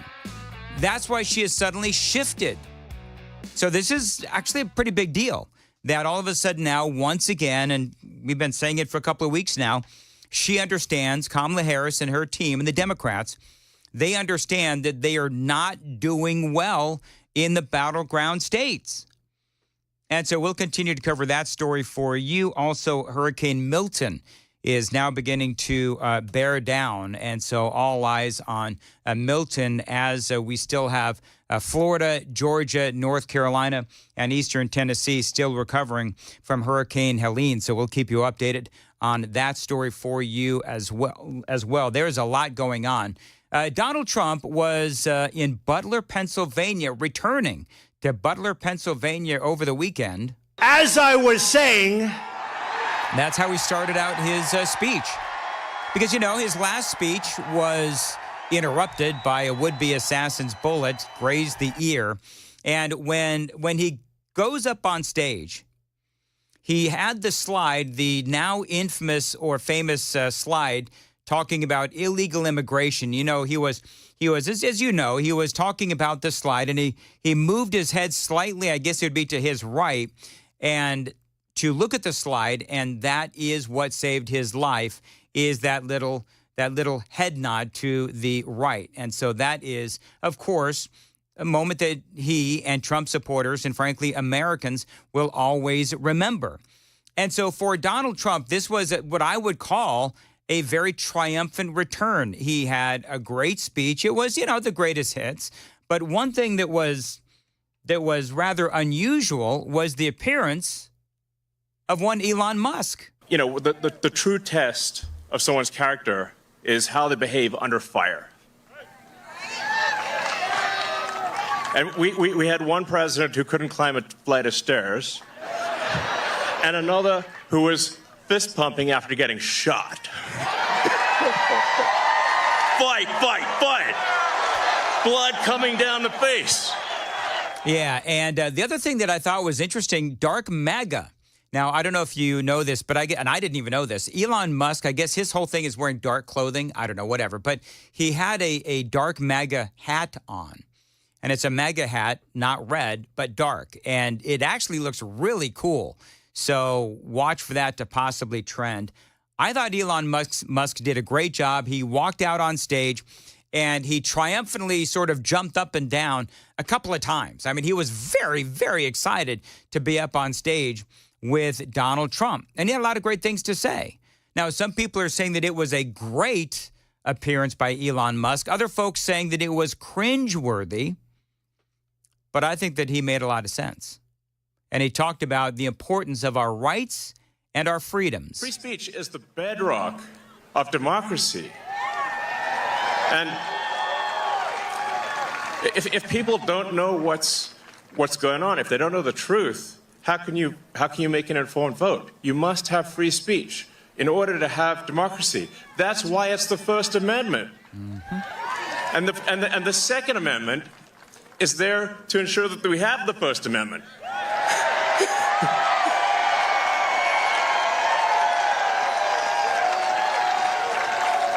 That's Elon Musk. He is absolutely right. And, you know, one of the things that I thought was interesting, you've got these days both Hillary Clinton and John Kerry out there basically denigrating the First Amendment and free speech.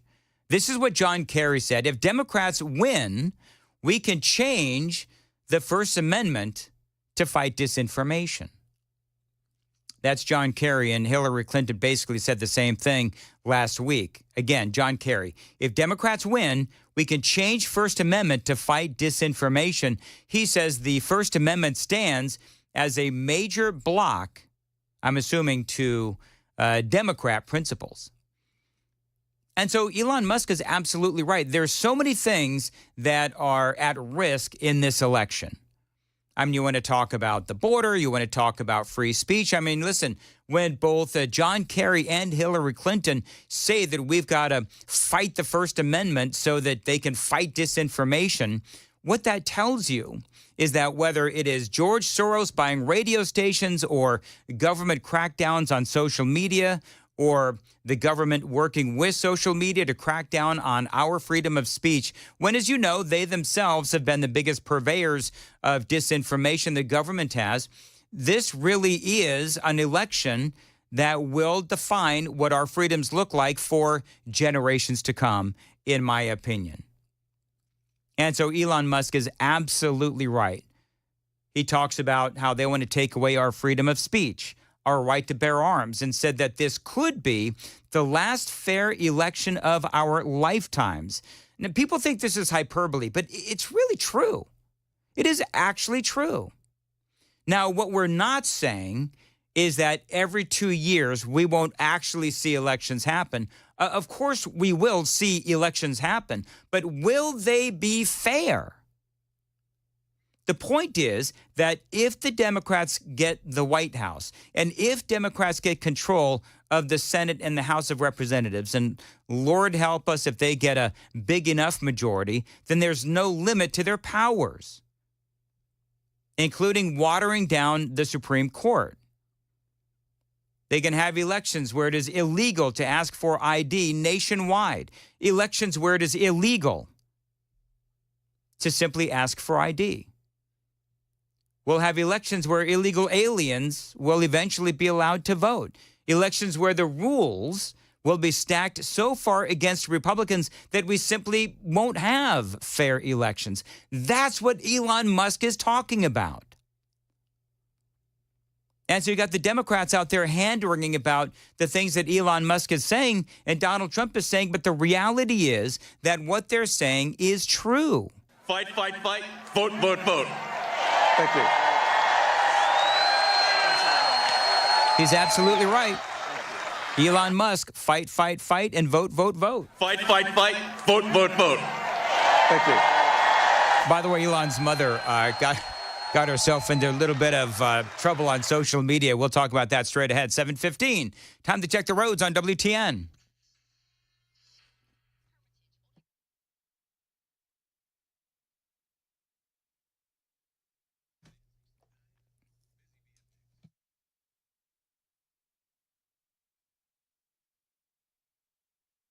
Thank you very much. Sunny today and a high of 76. Appreciate you listening to Nashville's Morning News on Super Talk 99.7 WTN.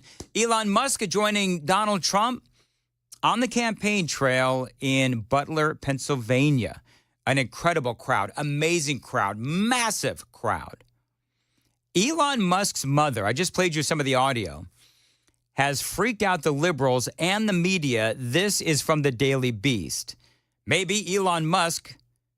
Her name is May. May Musk suggested Donald Trump supporters should violate voting laws. The Democrats have given us another option. You don't have to register to vote, she wrote on X on Saturday. On Election Day, have 10 fake names, go to 10 polling booths and vote 10 times. That's 100 votes. And it's not illegal, she says. Maybe we should work the system too. says the mother of Elon Musk, May Musk, suggesting that we all go to 10 different places and vote 10 different times. May's post, which garnered more than 3.7 million views, received massive backlash, with ex-users tagging the FBI and the FEC. This woman is inciting people to break election laws. Do something. One response read, after the backlash, she backtracked, writing on X, in Butler, Pennsylvania, we just heard that the Republicans will make sure that no illegals vote. Ignore my previous post. Now, the question is, will the Republicans be able to make sure that no illegals vote? That remains to be seen. But Elon's whole point was to get people to vote. He's putting his money where his mouth is. He is spending millions of dollars trying to get Republicans or conservatives to come out and register to vote. He's got an official PAC, Elon Musk does, to get out the vote in the battleground states in Nevada, Arizona, Wisconsin, Michigan, Pennsylvania, Georgia, and North Carolina. He offers $30 an hour. This is Elon Musk offering $30 an hour for people to work within his PAC. And what they're doing, of course, is canvassing the neighborhoods and so forth. And listen, I love what Elon Musk is trying to do. He's trying to get people to register to vote. People out there that are watching the video, watching the live stream, you need to get everyone you know, at work, your friends, family, text groups, your social media, everything. Get them to register to vote right now. Yeah. Today, by the way, is the last day to register to vote here in the state of Tennessee. So if you're so inclined and you're not registered to vote, you've got to do it by 11:59 p.m. tonight. Now, one of the big things that they were talking about, and Donald Trump always talks about this, of course, is illegal immigration. Now, you've got a big news in a couple of different big news article, a couple of different places where Latino voters are now explaining why they are moving to Donald Trump. Here's the headline from Business Insider. Donald Trump is going to win. Latino voters explain why they are moving to the right. And they talk about the economy. They talk about jobs. They do talk about, believe it or not, illegal immigration. And they talk about how Joe Biden has basically left the legal immigrant community behind in favor of all of these illegal immigrants and all of these migrants. I'm air quoting the word migrant, by the way. And also, don't forget, and this is not mentioned in the article, but don't forget that oftentimes legal immigrants are the victims of crime that is perpetuated upon them by illegal aliens. That is a big deal as well. Oh, and by the way, did you hear what happened in Dallas? 4 men arrested for allegedly beating a woman, tying her up, and robbing her inside her Northwest Dallas home on September 21st are believed to be connected to a Venezuelan gang, according to newly obtained arrest warrants. Yeah, so on the screen, you've got 4 Venezuelans, 4 bad guys, 4 bad hombres, Venezuelan gang bangers, and you know what they did? You think do you think Howard Stern will ask Kamala Harris about the 4 Venezuelan gang bangers who beat up an old woman and stole her life savings? The suspects used Google Translate to communicate. The men threatened to cut off her fingers if she did not cooperate. They stole $75,000 worth of jewelry and more. A fingerprint on a wooden coin box, however, led police to Manuel Hernandez, who coincidentally was booked by Colleyville police just 2 days earlier and released the day before the robbery. There you go. Gotta love it. Arrested, then released a couple of days later, and the very next day or two, what is he doing? He's tying up an old woman and threatening to cut off her fingers. And they steal, what was it, $75,000? That's a problem. You think Howard Stern is going to ask Kamala Harris that question? Do you think Stephen Colbert or The View will ask that question of Kamala Harris? What do you do about these bad Venezuelan gang members that are coming over our southern border? They're being arrested in cities all across America. They're literally being released because of the sanctuary city policies that you advocate for, Kamala Harris. And this is what's going on. By the way, there's a new caravan coming Frustrated with the CBP One app and the fact that it is not working, migrants are now leaving Mexico, and they've decided, you know what, we're going to leave Mexico. We're going to leave all of these, you can talk about El Salvador, Honduras, Guatemala, and they're saying, screw it. And they're just going to come across our southern border because the CBP One app, and this is, by the way, the app that J.D. Vance talked about during the debate the other day, where he was saying that it's not working and they cut off his microphone. Remember that? Yeah, this is the same app. It's not working. J.D. Vance was right. The app is not working. These migrants that are in all of these other countries trying to utilize this app to get into our country legally, and I'm again putting that in air quotes, it's not working. The app is not working. So now they're just going to come into our country in yet another caravan. Frustration among the migrants has intensified due to delays and overcrowding conditions in Mexico, where a lot of these people have been waiting to come across our southern border legally. But now, just like we've seen for the last 3.5 years, they're saying, screw it, we're just going to come right on across. The caravan is currently being escorted by Mexico's National Guard, Mexico's State Police, and an ambulance. Authorities are offering migrants the option to remain in Mexico and receive assistance with their CBP One applications. More than likely, though, and this is me talking, more than likely, though, the majority of those folks are just going to come across our border, and they'll give the migrants or the illegal aliens a piece of paper, and they'll say, here, call this number, and just try to make the app work. Just do the best you can. Right. 7:22. Time to find out from Joan Jones what's coming up in the news at 7:30. Well, Hurricane Milton has grown stronger as it's getting closer to Florida. And also what Karine Jean-Pierre said in 2002 that has hurricane survivors steaming. We've got those stories at 7:30 on Super Talk 99.7 WTN. Thank you very much. At 7:23 on Nashville's Morning News. It is October. And that means that Halloween is just a few weeks away. And Busy Bee is celebrating by giving you some great deals on your HVAC and plumbing. Now, Busy Bee Plumbing, Heating, and Cooling, again, they are your Rude Pro partner, and they're giving you, listen to this, 50% off of a furniture inspection and 20% off of any furnace repair work at the time of service. How about $300 off of an ultraviolet home treatment system installation? And remember the Beehive Club. As a Beehive member, you'll receive 3 annual tune-ups, 1 cooling, 1 heating, and 1 plumbing. 10% discount on all repairs, priority front-of-the-line service, no overtime or holiday fees, and a whole lot more for as little as $99. Now, listen, I've been a Beehive member for years, and I've had them install a new system. I've had them fix an old one and maintain all my units as well.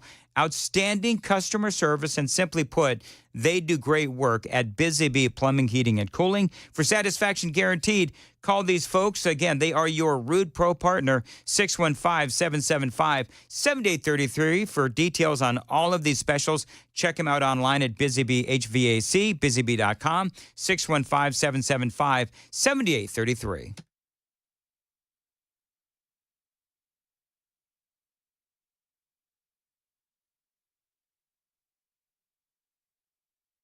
Hey, what's up, guys? It's Matt Murphy in the middle of downtown Franklin, Tennessee. We've talked so much about Savory Spice. I thought, why not show you the place? So let's go on in and see what's popping at Savory Spice. As I've always said, you will smell the spices even before you walk in. I can smell them right here in the doorway. Come on in, and let's introduce you to the one and only Holly, who is the owner and proprietor of Savory Spice. Say hey, Holly. Hello, everyone. Now, enough about Holly. Let's talk about spicy and easy products like the incredible taco soup, which, as I said, you put this in a crock pot, you put all the ingredients that it tells you to buy right there, you put the spices in, and it's so easy. So if you don't know what you're doing around the kitchen, it's a perfect way to find your way around the kitchen, as is the Mediterranean dill risotto. Now, for the holidays, pumpkin pie spice. What doesn't it have, Holly? Pumpkin. Doesn't have any pumpkin in it. That's a fun fact for all of you kids out there. Now, if you stop by Savory Spice, either in the Franklin location or at L&L Market, you can get yourself a sample of the dill dip, which is my absolute favorite. Just tell them Matt Murphy sent you to Savory Spice with purchase now. So come by Franklin or L&L Market in Nashville and come see Holly and the entire crew at Savory Spice.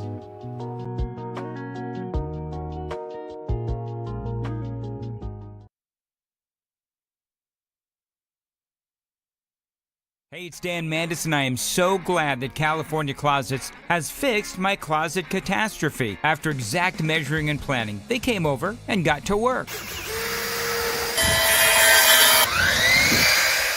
Yeah, once it was all plotted out on their 3D CAD system, the pieces are measured, cut, and precisely installed into my space. It was clean, fast, and professional, and above all, my new closets look and function great. Now, this was my dormer, and now this is my new dormer thanks to California Closets. Look at all of this added space for shirts and shoes, you name it, and it is cut so precisely, simply amazing. And my old closet that has now been reborn as the ultimate in style and functionality, making the best use of the space that I had. They can work on just about anything: bedrooms, garages, home offices, closets, pantries, and so much more. Find them online, CaliforniaClosets.com, and see what they can do for you. You can schedule a free design consultation. Mention my name, CaliforniaClosets.com. The guaranteed offer is the easiest way to sell your home. It's really simple. We bring you an all-cash offer. You close in as little as 21 days. No home inspections, no lock boxes, no open houses. Go to markspain.com to get a guaranteed offer and start packing.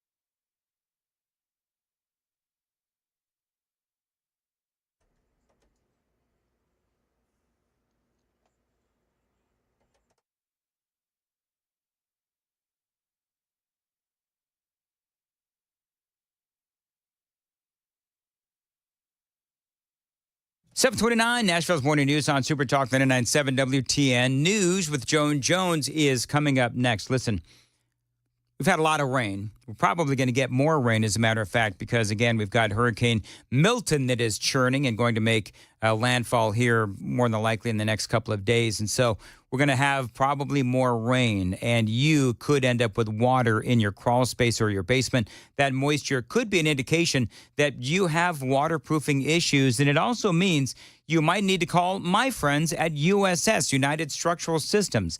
Now, it could be a little problem about to get bigger, or it could be nothing at all. it could be something serious. The bottom line is you've got to call the experts in waterproofing United Structural Systems. So if your seeded water or moisture is in your basement or your crawl space, call the company that I trust, USS, 615-488-7855. This is the company that I've trusted for years. So if you need waterproofing, call the company that I do endorse, United Structural Systems, 615-488-7855. They've been keeping homes dry and stable for years, and that is why homeowners trust USS. You can find them online, ussTN.com.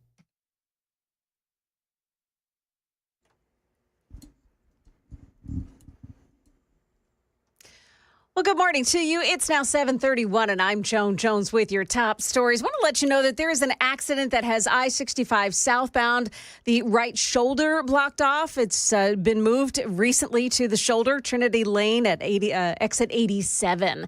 And we've got 61 degrees now. We're headed up to the mid-70s later. Traffic and weather coming up in just a moment. The Tennessee death toll from Hurricane Helene now stands at 12. We have learned that more than 3,300 applications for assistance from FEMA have been filed, while TEMA continues to deploy personnel to the East Tennessee region. Also, TEMA says that it is working 15 active leads on people who are still missing. And just this morning, Hurricane Milton was upgraded to a Category 3 storm. It's expected to make landfall in Florida on Wednesday. Well, today marks the one-year anniversary of the October 7th attacks by Hamas on Israel. Mourners gathering at the site of the Israeli music festival where hundreds of people were killed.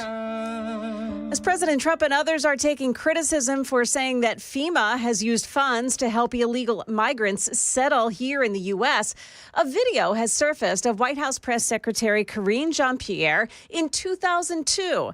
She had been asked whether FEMA resources were being used to help busloads of migrants. So FEMA regional administrators have been meeting with city officials on site to coordinate available federal support from FEMA and other federal agencies. Funding is also available through FEMA's emergency food and shelter program to eligible local governments and non-for-profit organizations upon request to support humanitarian relief for migrants. Now, the White House says that the money comes from different funding streams and did not impact the part of FEMA funds reserved for disaster relief. Market numbers report brought to you by Beacon Capital Management online at beaconcm.com. Dow futures pointing down 163. NASDAQ futures are down 97. And the S&P futures minus 22. That's the latest news. Traffic and weather are ahead. I'm Joan Jones, WTN News. Thank you, Joan. 7:33 on Nashville's Morning News. Dan Mandis here, and it's a lot of coffee kind of morning around here. My favorite coffee these days is Space Cowboy Coffee. You know, they've been around for a year now, and I got to tell you, this is a great coffee company, a local company as well. And things are going really well for year one, and they're saying thank you for buying their brew. And they do want to say thank you by giving you the chance to save big on Nashville's favorite coffee, Space Cowboy Coffee. It certainly is mine. Here's what you need to do. Go to spacecowboycoffee.com and use promo code Dan. You're going to get 15% off, again, as they say thank you for making year one such a success. You buy $50 or more, and you also get free shipping. Now, this is great coffee that I do drink every single morning to get ready for the show. It is incredible. It's rich tasting, and right now, my favorite is their espresso roast. Space Cowboy Coffee is rapidly turning into Nashville's favorite. They're based right here in Music City. I've been trying all their amazing brews, and yes, they are incredible. I want you to do the same thing. Remember, save 15% and get free shipping when you spend over $50. SpaceCowboyCoffee.com, promo code Dan.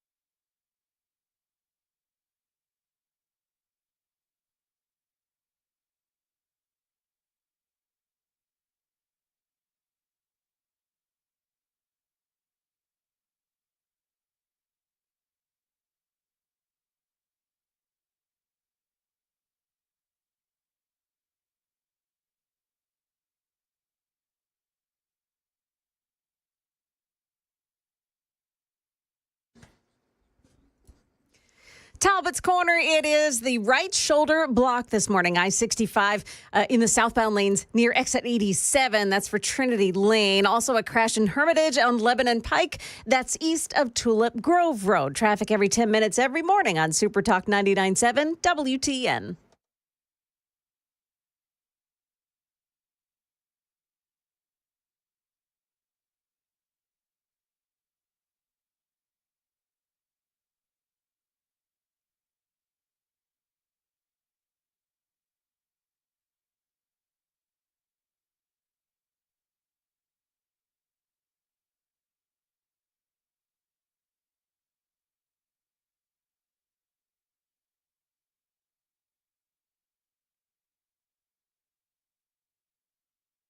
Hey, what's up, guys? This is Matt Murphy for Members Nutrition. I want to tell you about the Members Nutrition difference, and I want to encourage you to go over to the Members Nutrition website. Number one, they believe at Members Nutrition that they can sell vitamins and supplements at a lower cost point, and they're doing it every single day at membersnutrition.com. Number two, they want to make these products right here in the United States of America, not from some overseas company, and they do that every single day. I encourage you to go to membersnutrition.com. You'll get 50% off your purchase price at checkout. You don't have to put in any codes. Just go to membersnutrition.com. Once again, membersnutrition.com.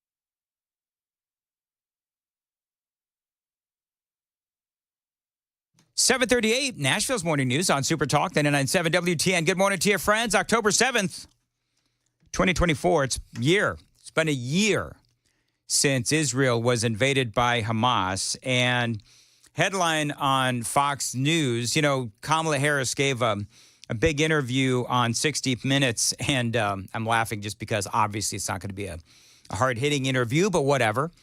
And the headline on Fox News, and we'll get into this in a little bit, the headline is that Kamala Harris refuses to call Israel a close ally. So I'm looking forward to hearing not only that audio, but seeing the entire interview. 60 Minutes interview. Do you know, Joan Jones, has that interview already aired? The entirety of the interview for 60 Minutes? It's so weird. I don't think so, because 60 Minutes only sent out a portion of it, like a little soundbite to get everyone. What they did, Joan, was they only released the portion where she was making sense.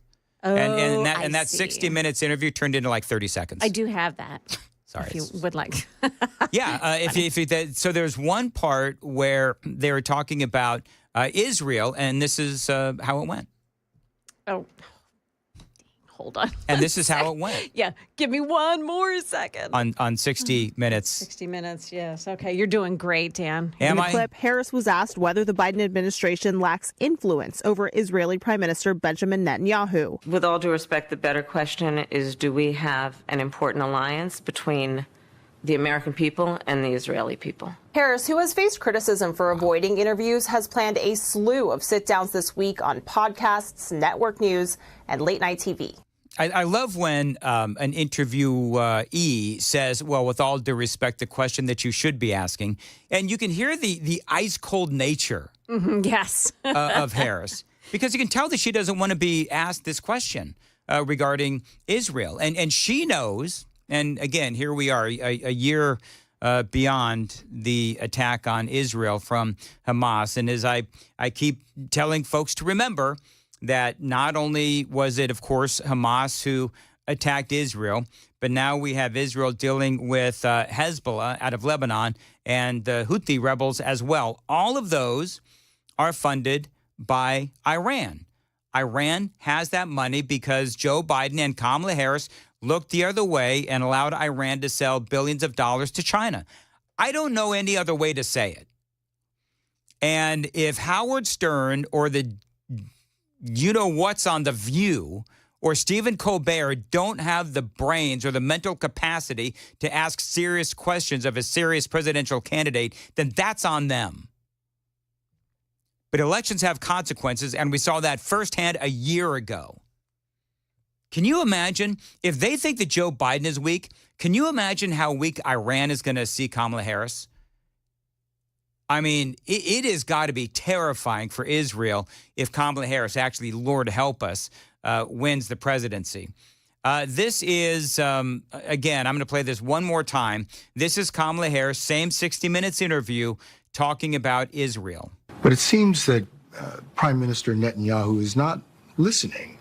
Well, Bill, the work that we have done has resulted in a number of movements in that region by Israel that were very much prompted by or a result of many things, including our advocacy for what needs to happen in the region. There you go. Good answer, Kamala. You can hear her voice shaking. We were joking about that earlier. You can hear her voice shaking. She knows that she's on thin ice. And I do wonder if the reason why her voice is shaking, the reason why she sounds so unsure is because of what J.D. Vance said the other day. Remember what J.D. Vance said when J.D. Vance, I love this. He said that he actually felt sorry for Tim Walz because he got his butt kicked in the debate because he is trying to defend the indefensible. And maybe that's what's going on with Kamala Harris, is that she knows that she and Biden gave Iran all of those economic freedoms to be able to earn the billions of dollars to pay for all of that terrorism. And so there's nowhere, and I doubt that Howard Stern is going to ask these kinds of meaty questions, but that's why Kamala Harris simply refuses to do any interviews with any actual journalists. Meantime, did you see this? We all remember the passion and the how quickly the Biden administration wanted to free Brittany Griner. Remember that whole thing? Aaron sent this. According to a report from the Wall Street Journal, the guy that they traded Brittany Griner for, this Victor Anoidovich Boot, a major, and I know I shanked his name, a major Russian arms dealer known as the Merchant of Death, who was released from federal prison by the Biden administration in 2022 in exchange for Brittany Griner, who was arrested in Russia for smuggling charges after bringing cannabis oil into the country. Oh, apparently Victor Boot he's back in business and behind an arms deal worth over $10 million, which seeks to deliver automatic weapons to the Houthi terrorist group in Yemen. And these folks, these terrorist groups go after Israel. So we got Brittany Griner back. Remember this whole thing, because we talked about this. We talked about the Merchant of Death. We talked about Victor Boot and what this guy has done in the past, and he's a big-time arms dealer. And we said immediately, I did interviews with people that said it's only a matter of time before this deadly Merchant of Death arms dealer ends up helping our enemies. But thank God we got Brittany Griner back. Now listen, I'm not hating on Brittany Griner.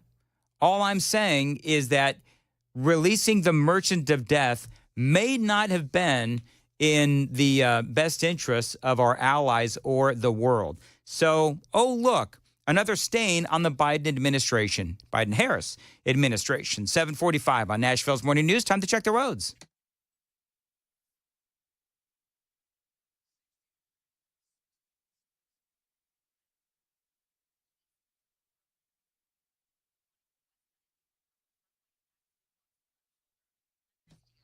.45 sunny today and a high of 76. Appreciate you listening to Nashville's Morning News on Super Talk 99.7 WTN. Nate Bargatze, he was on Saturday Night Live over the weekend, And it was actually really good. I know that we all like to make fun of Saturday Night Live, but anytime Nate is on, it's actually really good. So he has a skit on Saturday Night Live where Nate Bargatze, who, by the way, is from Middle Tennessee. I think it's from Mount Juliet, right? Or maybe Lebanon. I'm not sure which one, but I know that he's been on WTN before. His dad is a big fan of the radio station. So Nate plays George Washington. And over the weekend on Saturday night, there's a skit where they're in this little rowboat and they're crossing the Delaware River. And old Nate, as George Washington, starts monologuing about his dreams for the English language. I dream that one day our great nation will have a word for the number 12. We shall call it a dozen. And what other numbers will we have a word for? None. Only 12 shall have its own word because we are free men. And we will be free to spell some words 2 different ways. Which words, sir? Donut.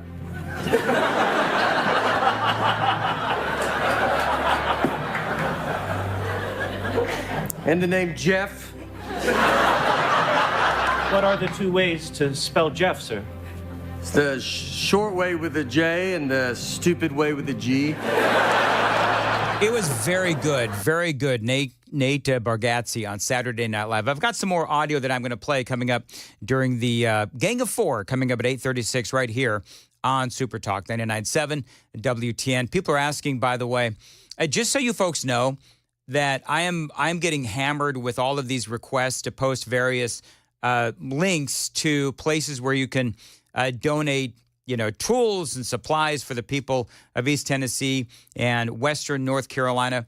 I'm posting as many as I can. I just posted one from Samaritan's Purse. There's a lot of volunteer organizations that are picking up where our government has clearly, in my opinion, fallen down. And I'll continue to do that. If you want to see, Robbie Starbucks organization or Samaritan's Purse and some other organizations as well, go to my Twitter feed, Dan Mandis Show. I've got a whole bunch of links there of places and organizations that are trying to, again, help where the government simply has not. It is 7:48 on Nashville's Morning News on Super Talk 99.7 WTN. I want to play a piece of audio for you.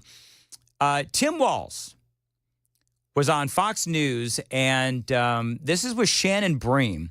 Now, you remember that moment during the debate where they were talking about abortion, and they started talking about how nowhere in America are there, no restrictions on abortion. Remember that moment during the debate where it was called, fake news, when J.D. Vance said that the Democrats have states and they want abortion with no restrictions. Well, Tim Walz was on Fox News with Shannon Bream, and she totally called them out because Minnesota basically has no limitations or restrictions on abortion at all. I want to clarify what the law is there in Minnesota. Abortion Finder, a website that helps women find access, says abortion is legal throughout pregnancy in Minnesota. There is no ban or limit on abortion in Minnesota based on how far along in a pregnancy you are. You signed the bill that makes it legal through all 9 months. Is that a position you think Democrats should advocate for nationally? Look, the vice president and I have been clear. The restoration of Roe versus Wade is what we're asking for. But that law goes far beyond Roe v. Wade. To make her own choice. The law is very clear. It does not change that. That was been debunked on every occasion. But wait. Let's agree. What you signed is there's not a single limit through 9 months of pregnancy. Roe had a trimester framework that did have limits through the pregnancy. The Minnesota law does not have. You hear what's going on. Right? Wow, she got him. Yeah, she totally nails him. I mean, he's trying to say, all we want to do is go back to, Roe versus Wade. But what he supports and what he signed in Minnesota, literally up until the day that you give birth, you can abort.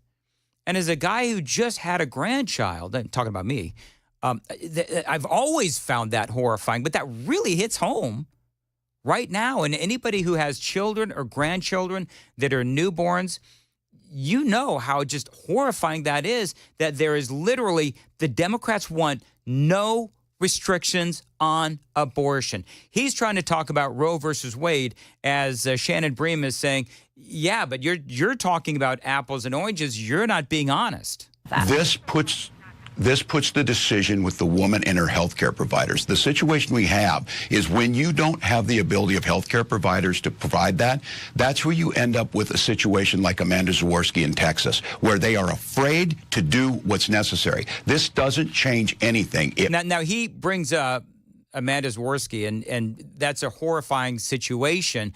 But what they do, what Tim Walz and Kamala Harris and others are trying to do, is they try to bring up these sort of, horrifying, abnormal cases that have happened to try and draw attention away from the bigger story and their bigger want of a policy, which is no restrictions at all on abortion. That's what they're trying to do when they bring up those stories. They're trying to draw attention away from what they really want. It puts the decision back on to the woman, to the physicians, and we know that this is simply something to be brought up to be very clear. Donald Trump's asking for a nationwide abortion ban. Wait, he and has again, said that we don't see this he as has a said winning repeatedly campaign. that he will not sign a national abortion ban. Are you calling that just, it's a flat out lie?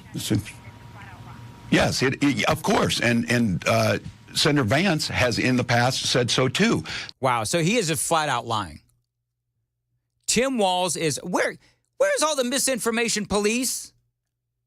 Where's George Stephanopoulos and Kirsten, whatever the heck her name is, over there on Meet the Press? Where's all the misinformation police? Where's Hillary Clinton and John Kerry? Because they're out there saying, oh, the First Amendment is, we got to curtail that First Amendment because of all of that disinformation and misinformation that is being spewed by the right. Where's all the mis and disinformation police now when Tim Walz is out there saying that Donald Trump wants a ban on abortion at the federal level? He does not want, nor has he ever said that. He has been asked that repeatedly. And to quote Joe Biden, guess what? Donald Trump has never said that he wants that federal abortion ban. He has said that he wants it at the states, and that's where it is.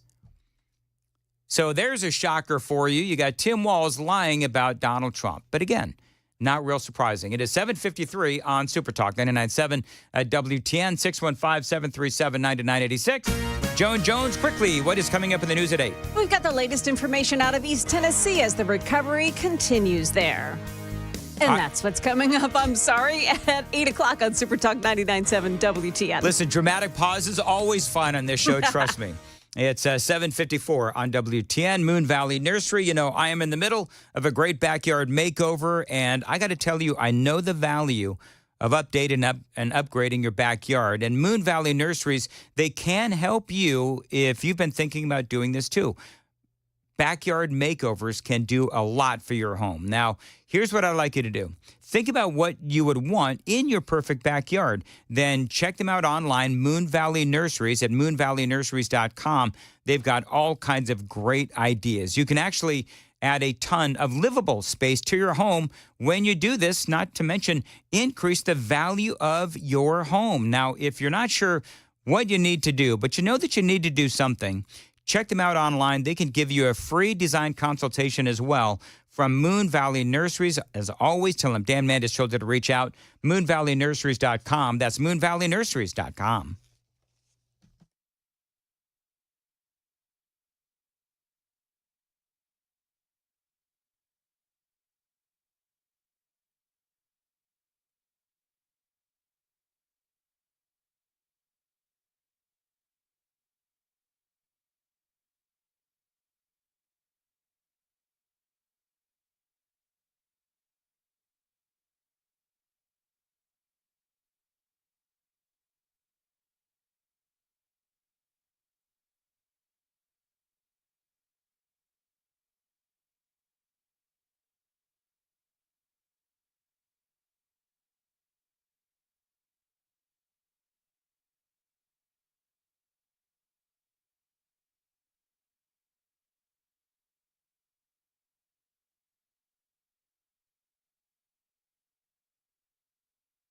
Hey everybody, Dan Mandis with Nashville's Morning News and Super Talk 99.7 WTN. I was speaking to Dr. Christopher Van Shank the other day at a station event. Now, he's a psychiatrist, and he was telling me about the mental health crisis here in America. And as you know, it's out of control. The COVID lockdowns were an absolute disaster. And Dr. Van Shank, again, he's a psychiatrist. And if you're one of those people, you feel like maybe you need to talk to somebody, I would recommend Dr. Christopher Van Shank.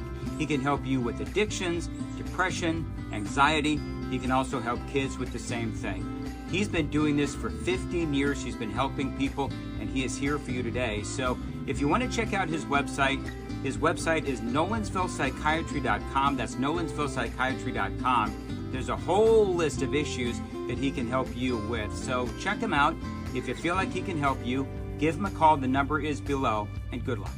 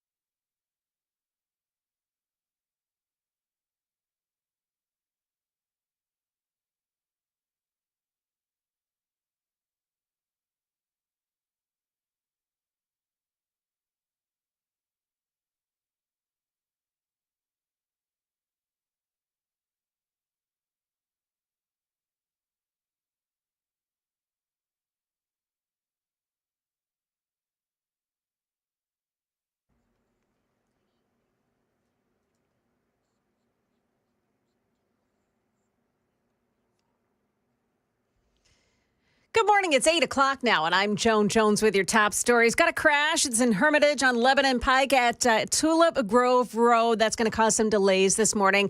We've got your traffic along with a full forecast coming up in just a couple of minutes. New this morning, Hurricane Helene is now blamed for the deaths of more than 200 people across 6 states. Most of them were in North Carolina. As for Tennessee, the Department of Health is saying 12 deaths were confirmed here, 5 of them in Unicoi County alone.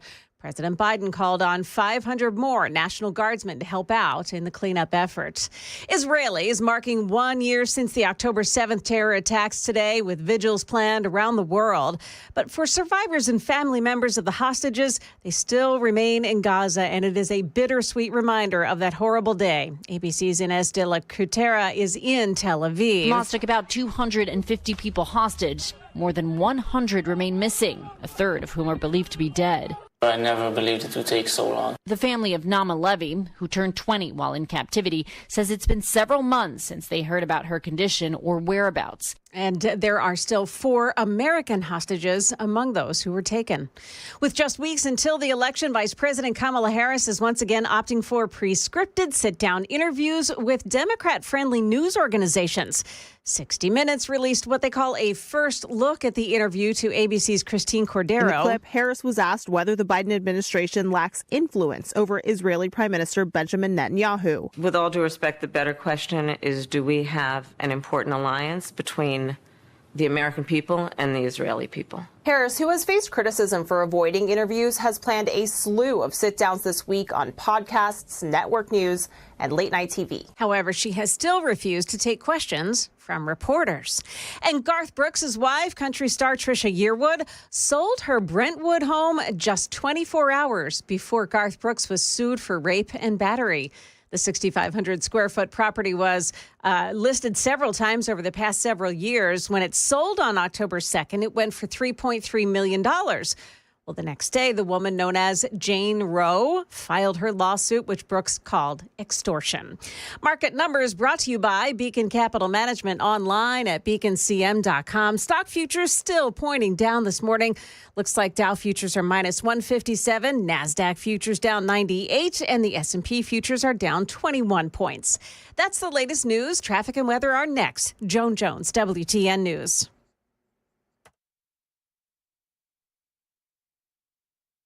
The guaranteed offer is the easiest way to sell your home. It's really simple. We bring you an all-cash offer. You close in as little as 21 days.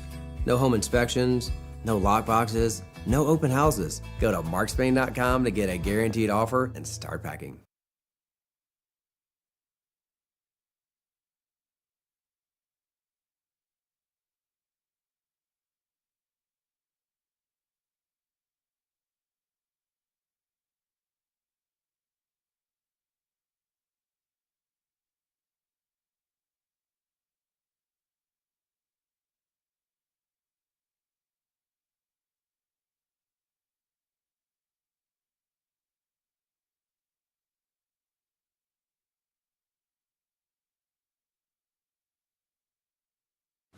The work that we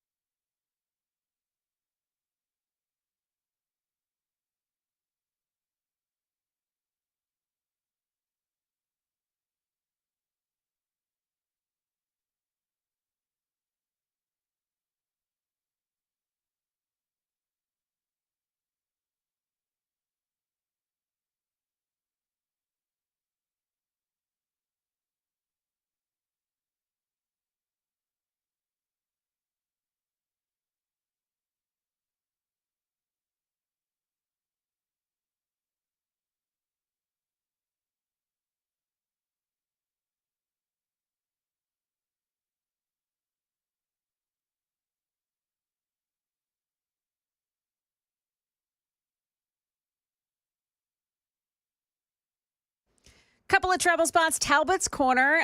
This is an accident on 65 southbound lanes. It's got the right shoulder blocked off. At Trinity Lane by that accident this morning. And another one in Hermitage, a crash at Lebanon Pike east of Tulip Grove Road. Traffic every 10 minutes every morning on Super Talk 99.7 WTN.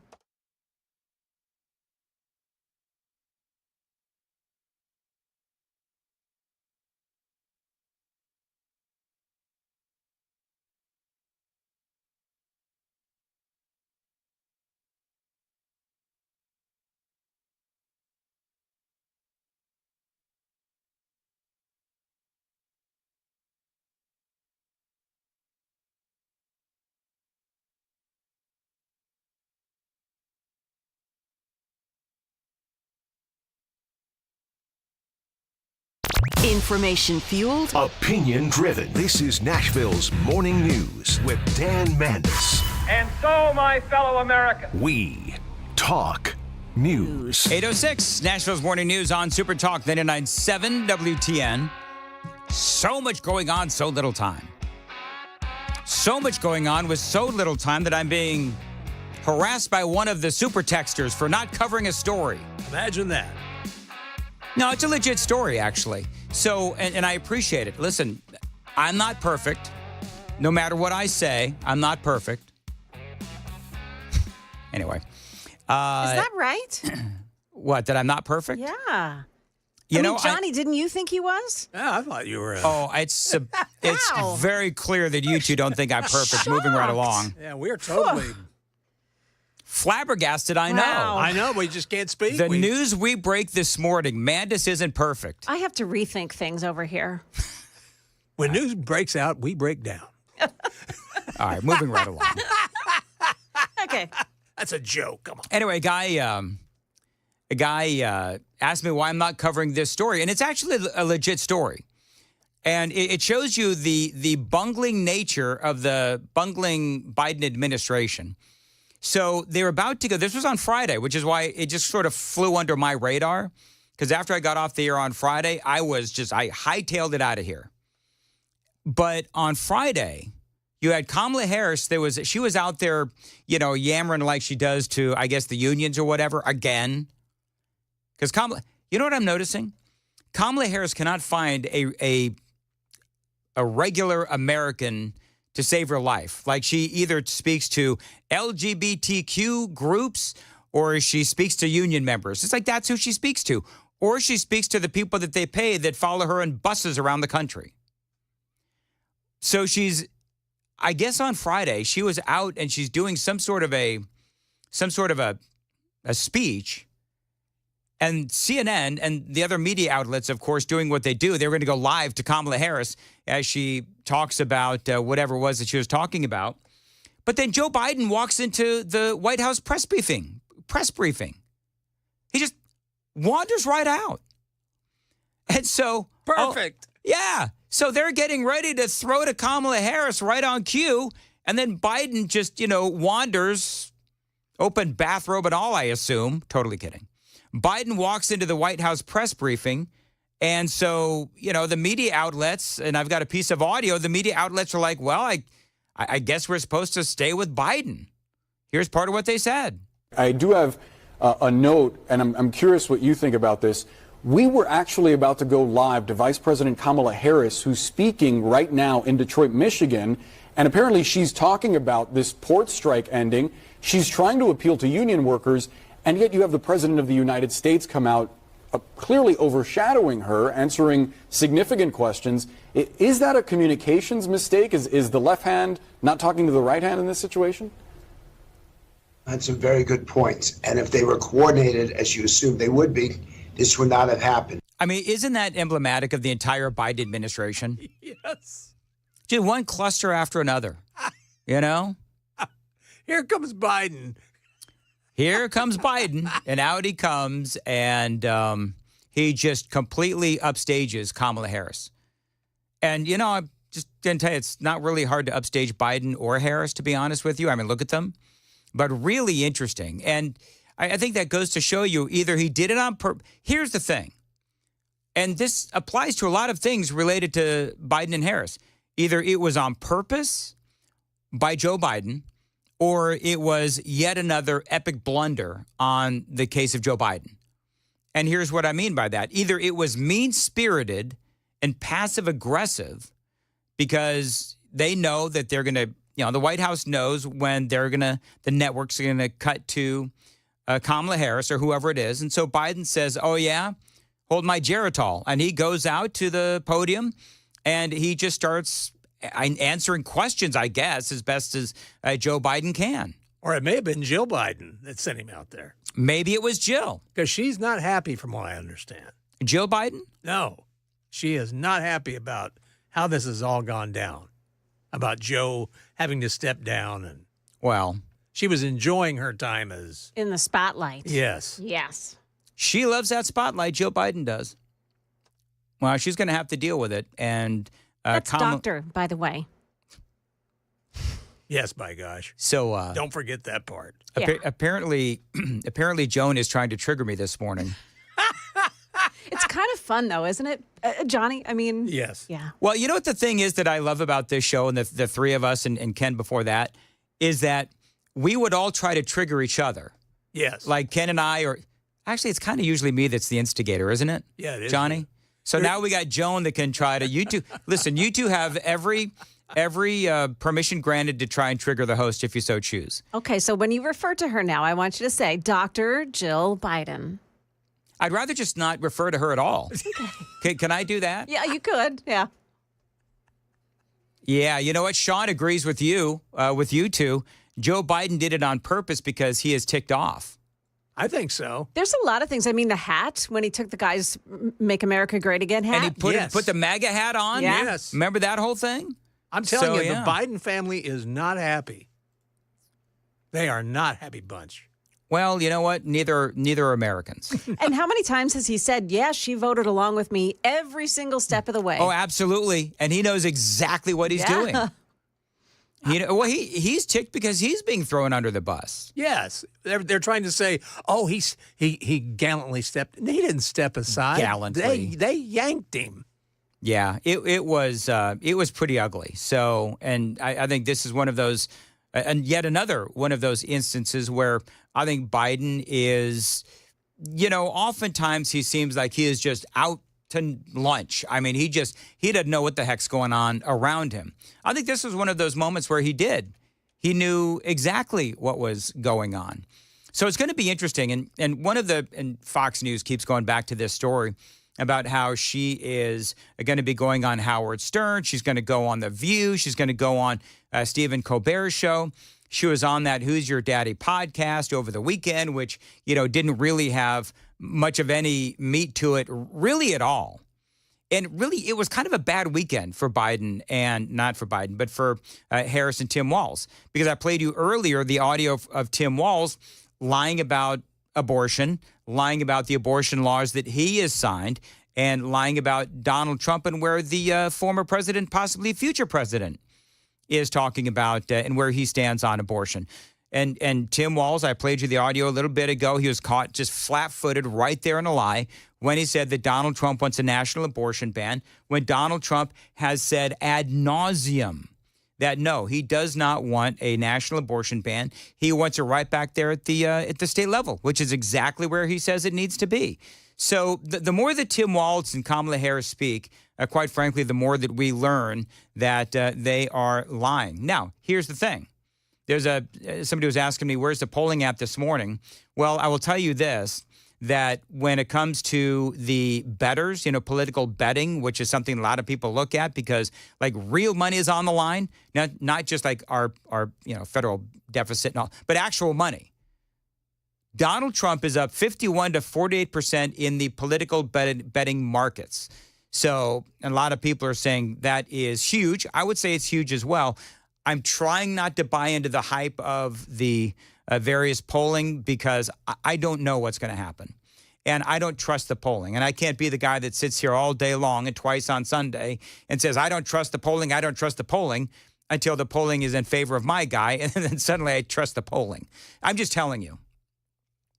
I'm waiting for November. That's what I'm waiting for. But I'm here to tell you, as I've said ad nauseum now for the last couple of weeks, that all indications are that Kamala Harris is on this charm offensive because she understands that she is behind in the polling, particularly when it comes to Pennsylvania, specifically internal polling. That internal polling that I spoke about a couple of weeks ago has now turned into external polling, and Donald Trump and Kamala Harris are really neck and neck, or Trump has a slight lead over Kamala Harris in a lot of these various states. Bottom line, though, again, we're not going to know until November what really is going to happen in this election.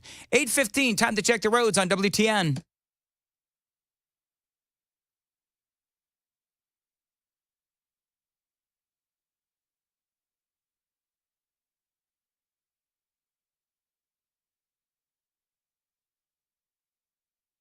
All right, 8:16, Nashville's Morning News on Super Talk 99.7 WTN. As far as your weather today, sunny.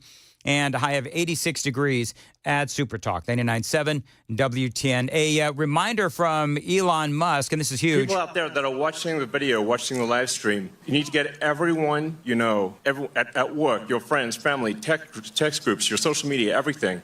Get them to register to vote right now. Yep, today is the last day in Tennessee to register to vote. So if you want to register to vote, you need to follow me on X at Dan Mandis Show, and all the information you need straight from the Attorney General's office is there. If you are not registered to vote and you're conservative, we need your help. We really do. We need your help. If you're Democrat, never mind. Sorry. 8:17 on Nashville's Morning News on Super Talk 99.7 WTN. Of course, we got a lot going on with the response, the lack of response, I would say, regarding Hurricane Helene. The left, just very quickly, is pushing back now very hard on this notion that FEMA money was used for migrants, and therefore we have no money left for Americans impacted by the hurricanes.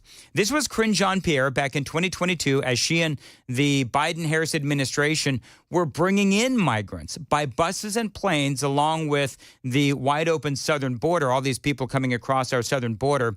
And so this is what she said back then about FEMA dollars and FEMA resources being used for illegal aliens. So FEMA regional administrators have been meeting with city officials on site to coordinate available federal support from FEMA and other federal agencies. Funding is also available through FEMA's emergency food and shelter program to eligible local governments and non-for-profit organizations upon request to support humanitarian relief for migrants. All right. So this is what she says now. She gets all, sort of on her high heels about this. It's just categorically false. It is not true. It is a false statement. And look, the fact of the matter is, I think Washington Post fact checker did a piece, and the headline recently, just moments ago, not too long ago, and the headline was, "No, Biden did not take FEMA relief money to use on migrants, but Trump did." So it seems like what we're arguing over is like semantics and accounts. Trump and his allies appear to be, this is how CBS News reports it, Trump and his allies appear to be conflating two different funds. FEMA has dedicated disaster relief money that cannot be used for other purposes. Separately, it was tasked by Congress in 2022 to disseminate money from Customs and Border Protection to help communities that received influxes of migrants. So in other words, they're trying to say, well, this is two separate accounts. You have the funds for disaster relief and the other one for migrants. That's what the White House is trying to say.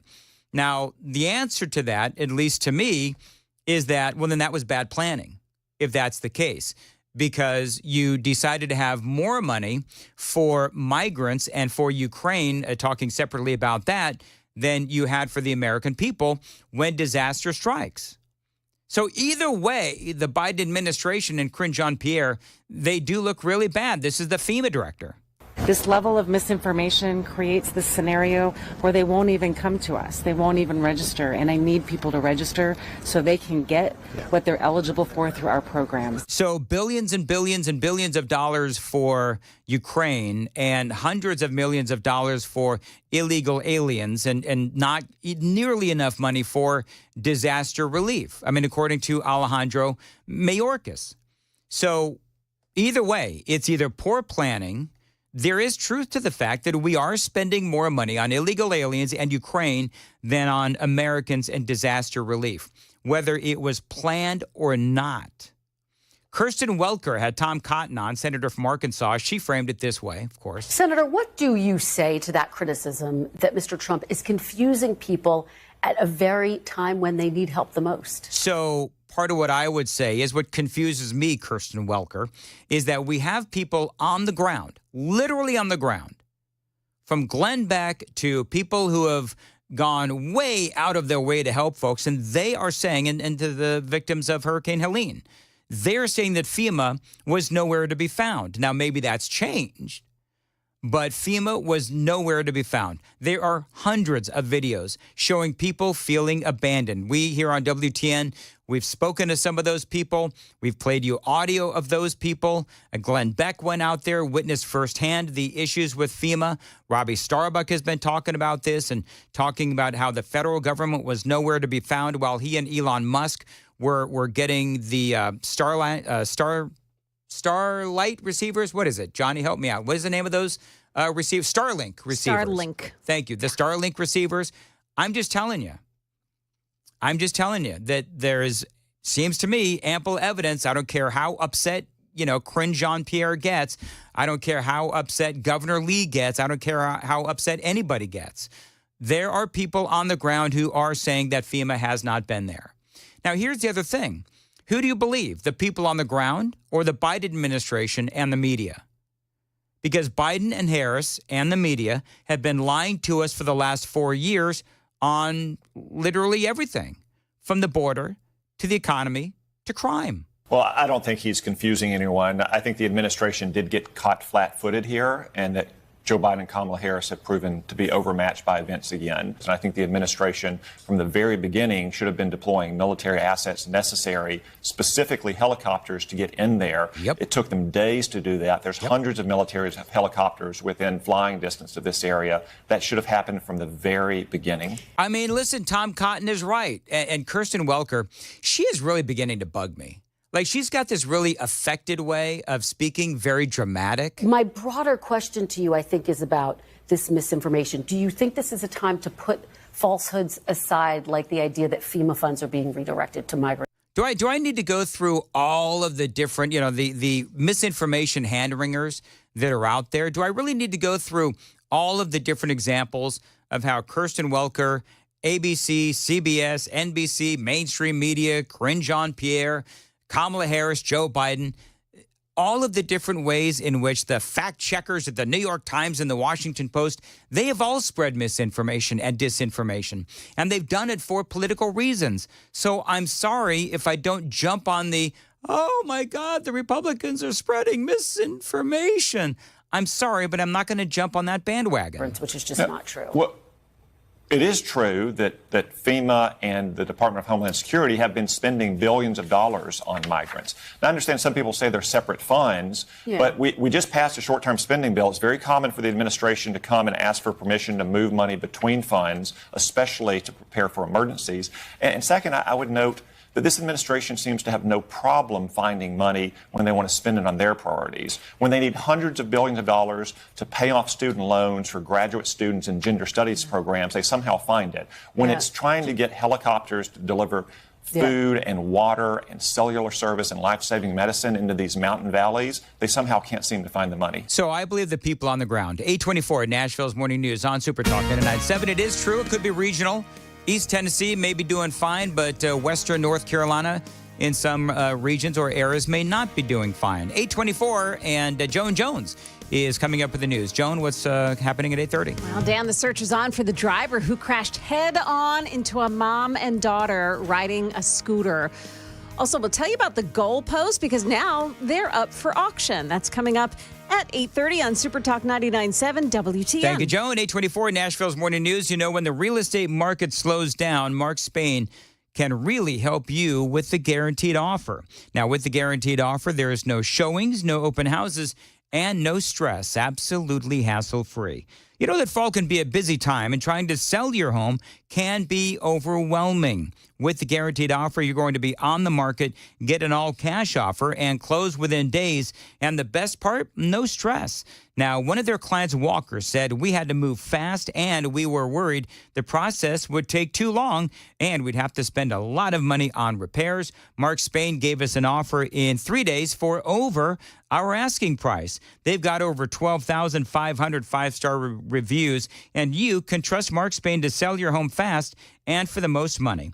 Call them at 855-299-SOLD, 855-299-SOLD. You can find them online. It's markspain.com, and start packing.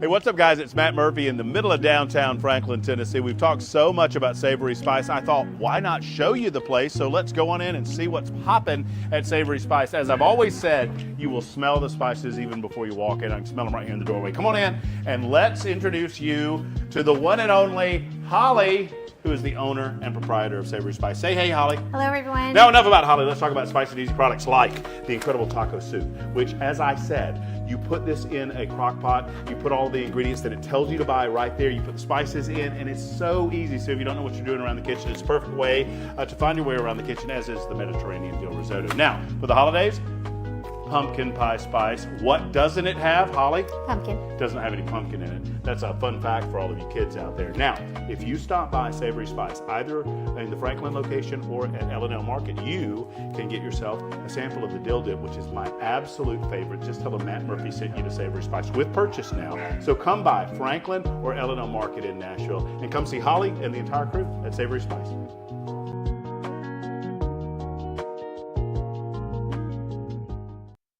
Hey, it's Dan Mandis, and I am so glad that California Closets has fixed my closet catastrophe. After exact measuring and planning, they came over and got to work.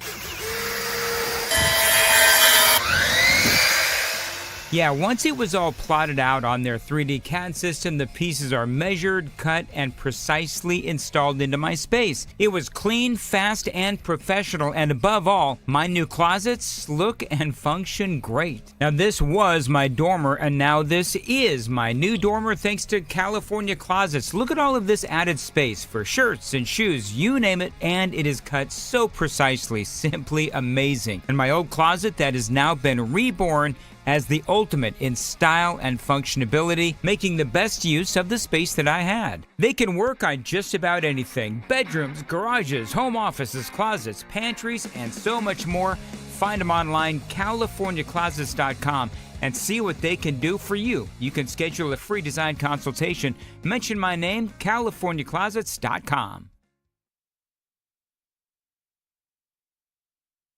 The guaranteed offer is the easiest way to sell your home. It's really simple. We bring you an all-cash offer. You close in as little as 21 days. No home inspections, no lock boxes, no open houses. Go to markspain.com to get a guaranteed offer and start packing. Hey everybody, Dan Mandis with Nashville's Morning News and Super Talk 89.7 WTN. I was speaking to Dr. Christopher Van Shank the other day at a station event. Now, he's a psychiatrist, and he was telling me about the mental health crisis here in America. And as you know, it's out of control. The COVID lockdowns were an absolute disaster. And Dr. Van Shank, again, he's a psychiatrist. And if you're one of those people, you feel like maybe you need to talk to somebody, I would recommend Dr. Christopher Van Shank. He can help you with addictions, depression, anxiety. He can also help kids with the same thing. He's been doing this for 15 years. He's been helping people, and he is here for you today. So if you want to check out his website is nolensvillepsychiatry.com. That's nolensvillepsychiatry.com. There's a whole list of issues that he can help you with. So check him out. If you feel like he can help you, give him a call. The number is below, and good luck.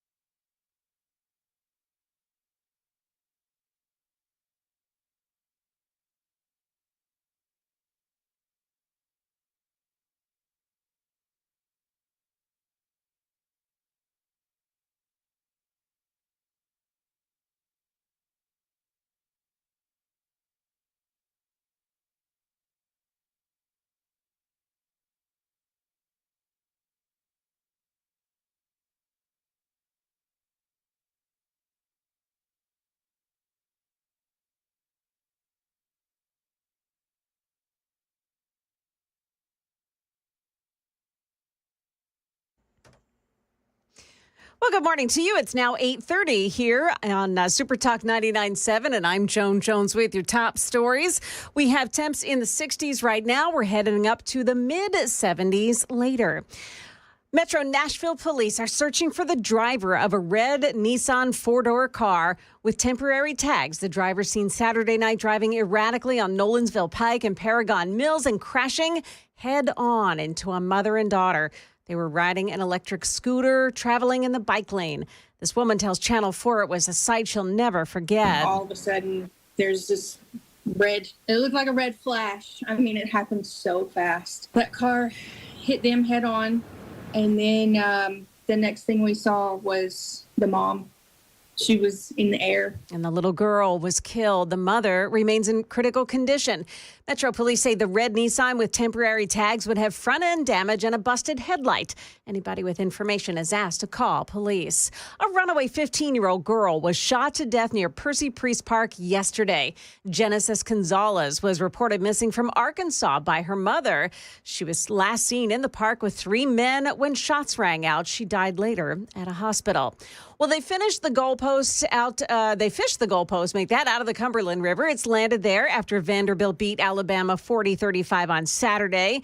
This fan telling Channel 4 that was the best 3-mile walk he ever had. Never thought I would see this day. Those goalposts were always going in the river. By the way, Vanderbilt was fined $100,000 by the SEC for the goalpost incident.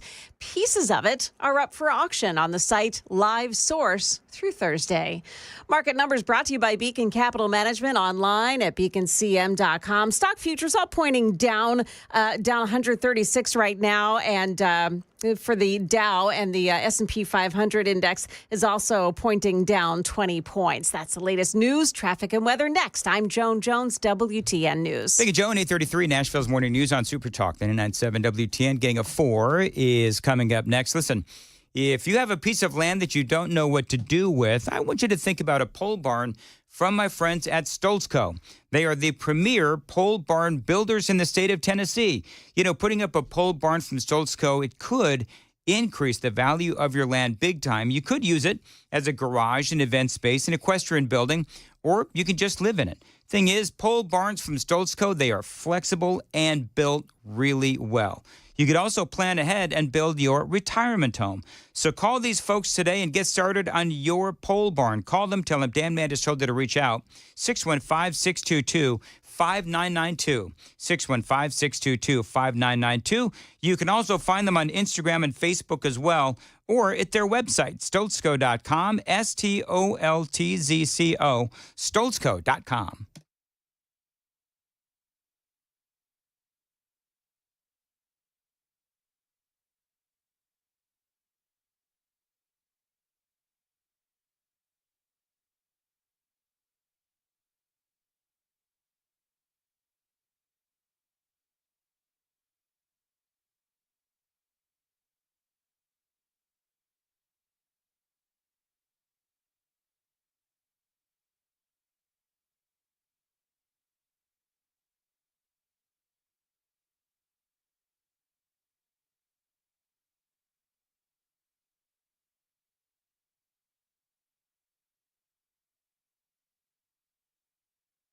Hey, what's up, guys? This is Matt Murphy for Members Nutrition. I want to tell you about the Members Nutrition difference, and I want to encourage you to go over to the Members Nutrition website.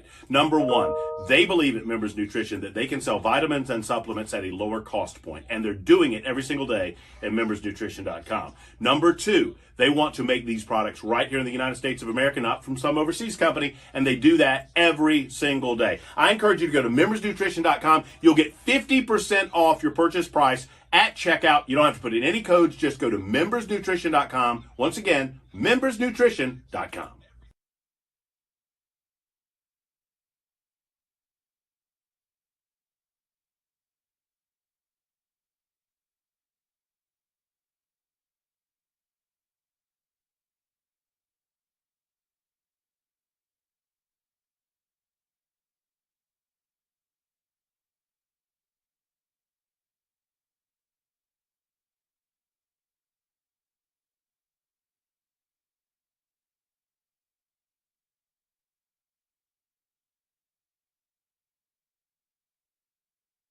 Got some problems this morning. Patio Villa, Elm Hill Pike at Timber Valley Drive. That's a crash reported by police. Also, the Northwest Loop, I-65 southbound at I-40 westbound. Got an accident, and it's blocking off the right shoulder. Traffic every 10 minutes every morning on Super Talk 99.7 WTN.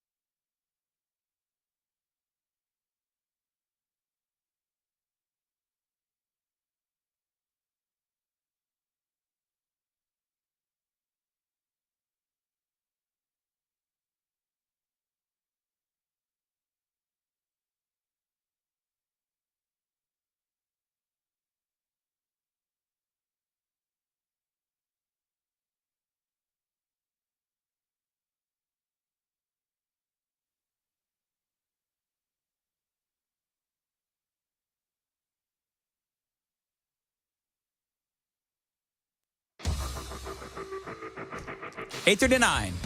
Nashville's Morning News on Super Talk 99.7. The panic is palpable in the studio. The sheer panic. Panic. Why? No, you're panicking as to what I'm going to do. That's what. I don't care what you do. I'm leaving at 9:00. Actually, I'm leaving at 8:58. You'll be in the pool by 9:15. That's exactly right, Joan. Yeah. The hot tub I've heard with this a before. dangria. It's Gang of Four. Joan Jones, Johnny B, Dan Mandis here. Jay Harper is hosting today, Jay. Wow. I know. It feels weird being in here. You know, and I hear the news sounder and the traffic sounder, and I jump. You know? It's like... Yeah, that would do it. Wait, oh, yeah, that's not me. Yeah. Well, the best of the... So the panic ensues because he's looking through, and Johnny, you can relate to this. Yes. Where Jay's looking through a show prep and realizes... the printer isn't what it's supposed to be looking like today. Huh. Yeah, the toner is a little lacking. And, you know, I've got a bunch of hieroglyphics here that I'm going to try to make out. But, Did you take it out and shake it up? Because that's always the answer. Yeah, just shake it off. Yeah. Listen, just hit it a few times. You let the powers that be know they'll have it done by Friday. Okay. It'll all be fixed by Friday when you're of done. next week. Yeah, I was going to say of next month. Yeah. Or just kidding, everyone. Just kidding. Just having fun. Anyway, so now you've hosted a lot before, though, Jay. Yeah, it's been a few years, but yeah, I have done this before, but. You know, again, just kind of getting familiar with the room and stuff in here. You know, Jeff Malinoff is going to be filling in producer-wise for Mason Fleming. And, you know, I told him, hey, dude, you know, be backing me up here because I don't know I'm going to hit all the right buttons and whatnot. But, yeah, we'll be fine. There's literally two. Okay. On and off. Yeah. On and off, man. Although somehow I manage to shake it all the time. Because if you look at Super Talk TV, you'll see that an audio bite ends and I'm just talking, but my microphone's not on. So, I mean, I'm not kidding. Yeah, that happened today, actually. Did it happen today? Yeah, it did. I must have missed that. Did you turn my mic on for me, Johnny? I did. Can I just ask, you're a grandfather. Yeah, a little grandson, 2.5 years old. So I don't know what it is, but since my little grandson Jameson was born, all of a sudden I'm forgetting like everything. Like all of a sudden I've suddenly become grandfatherly and forgetful, like Joe Biden. Grandpa. I don't know what is going on. Welcome to the club, Don. The worst news is that we're on the second floor, and we know Joe can't go up steps, so if that hits you, we're in bad shape. Luckily, we've got a big ramp. Yeah, I was going to say, there is a big ramp out there. Yeah, but who's going to wheel Dan up? Yeah, I mean, going down's fun, but... yeah, that is fun. Yeah. I could just fall down and roly-poly down the ramp. Let me get my camera first. Sure. That's exactly right. So, yeah, I don't know. I'm suddenly having, like, grandfather moments where it's like, what is that person's name again? Yeah. I mean, are you starting sentences with back in my day? Yeah, No. Have you started that yet? No, but you know what? You know what Riker keeps doing? Riker's my 10-year-old son, bonus son, whatever you want to say. But he truly is. I see him as my son. So, but he keeps telling me to start telling Jameson, my grandson, hey Dan, tell him your World War II stories. Already? Yeah. Wow. It's like I don't know World War II stories, but I could make some up. Now is he kind of like Tim Walz? Is he gonna teach Jameson to call you Jasmine? Yeah. No, Okay. no. That Jasmine talking, you don't know this, but No, when aware. Riker was growing up and he met me, he was 3 when he first met me. He, for whatever reason, started calling me Jasmine. Well, from what is that again, Joan? Oh, that's the Disney movie? Princess Aladdin. Oh, Aladdin. yeah, that is Yeah, Aladdin. Yeah. Yep. Female character, of course. Of course. So yeah, we don't. And he did that all the way up until about 7 or 8. Yeah. Okay. No, and no idea why he just started calling me Jasmine. No idea why he stopped calling me Jasmine. I mean, But, did he you have hair back then? I mean, was he confused? No, I had shaved it all off by then, so I don't know. And trust me when I say I didn't have Jasmine-like hair. Maybe in my 20s, I had the Axl Rose look. Yeah, I've seen the older photos, and Yeah. you were quite the hip dude, man. Yeah, and the girls online were all commenting. Wow. Well, they were, and it was kind of. I'm like, well, gosh, I must look like crap now, but I looked really good back in my 20s. Well, that's what they do to me, Dan. They always say, "Wow, you look good back then. What happened?" Yeah, that's always the statement. What Terrible happened? thing to say. Now, Dan, since you become a grandfather, I mean, do you find that you think of yourself differently in terms of now I'm quote unquote old? I try not to. Yeah, I mean, it was a weird, and John, I guess you can relate to that too. I mean, you know, when you are being called a grandfather, it's kind of a shock initially, like, wow, yes. I've achieved that, huh? Mm-hmm. Yes. Yeah, but let me tell you something. The secret to thwarting that is besting everyone in your family on roller coasters. There you go. And making sure you keep up with them if you can. Because we went to Holiday World over the Yeah, weekend. I saw your social media posts. It looked fun. And so I went on almost all of the roller coasters, even the wooden ones, with the exception of one, which now Amy is basically like in traction. But you know what? Who's the one that's looking smart now? That would be me, because I skipped the one that, you know, and poor little Riker and Amy, they're just, it's like you get in a car wreck when you go on some of these wooden roller coasters. Well, isn't there one that's either just opened or about to open at Cedar Point in Ohio that's reportedly the biggest monster roller coaster? No, maybe in the world. Yeah. I was a fan of those when I was younger. Yes. Mm-hmm. I will admit, as I've gotten older, I will get motion sick now. Yes. That's what I was telling Dan this morning. I never used to be that. I love the roller coasters. Now it's like, get me off this thing. No, thanks. I'm with you. Yeah. Joan said that she is now the one that holds everyone else's stuff when the Hold roller purses, coasters are there. I hold coats. Yeah, I don't do. I never did.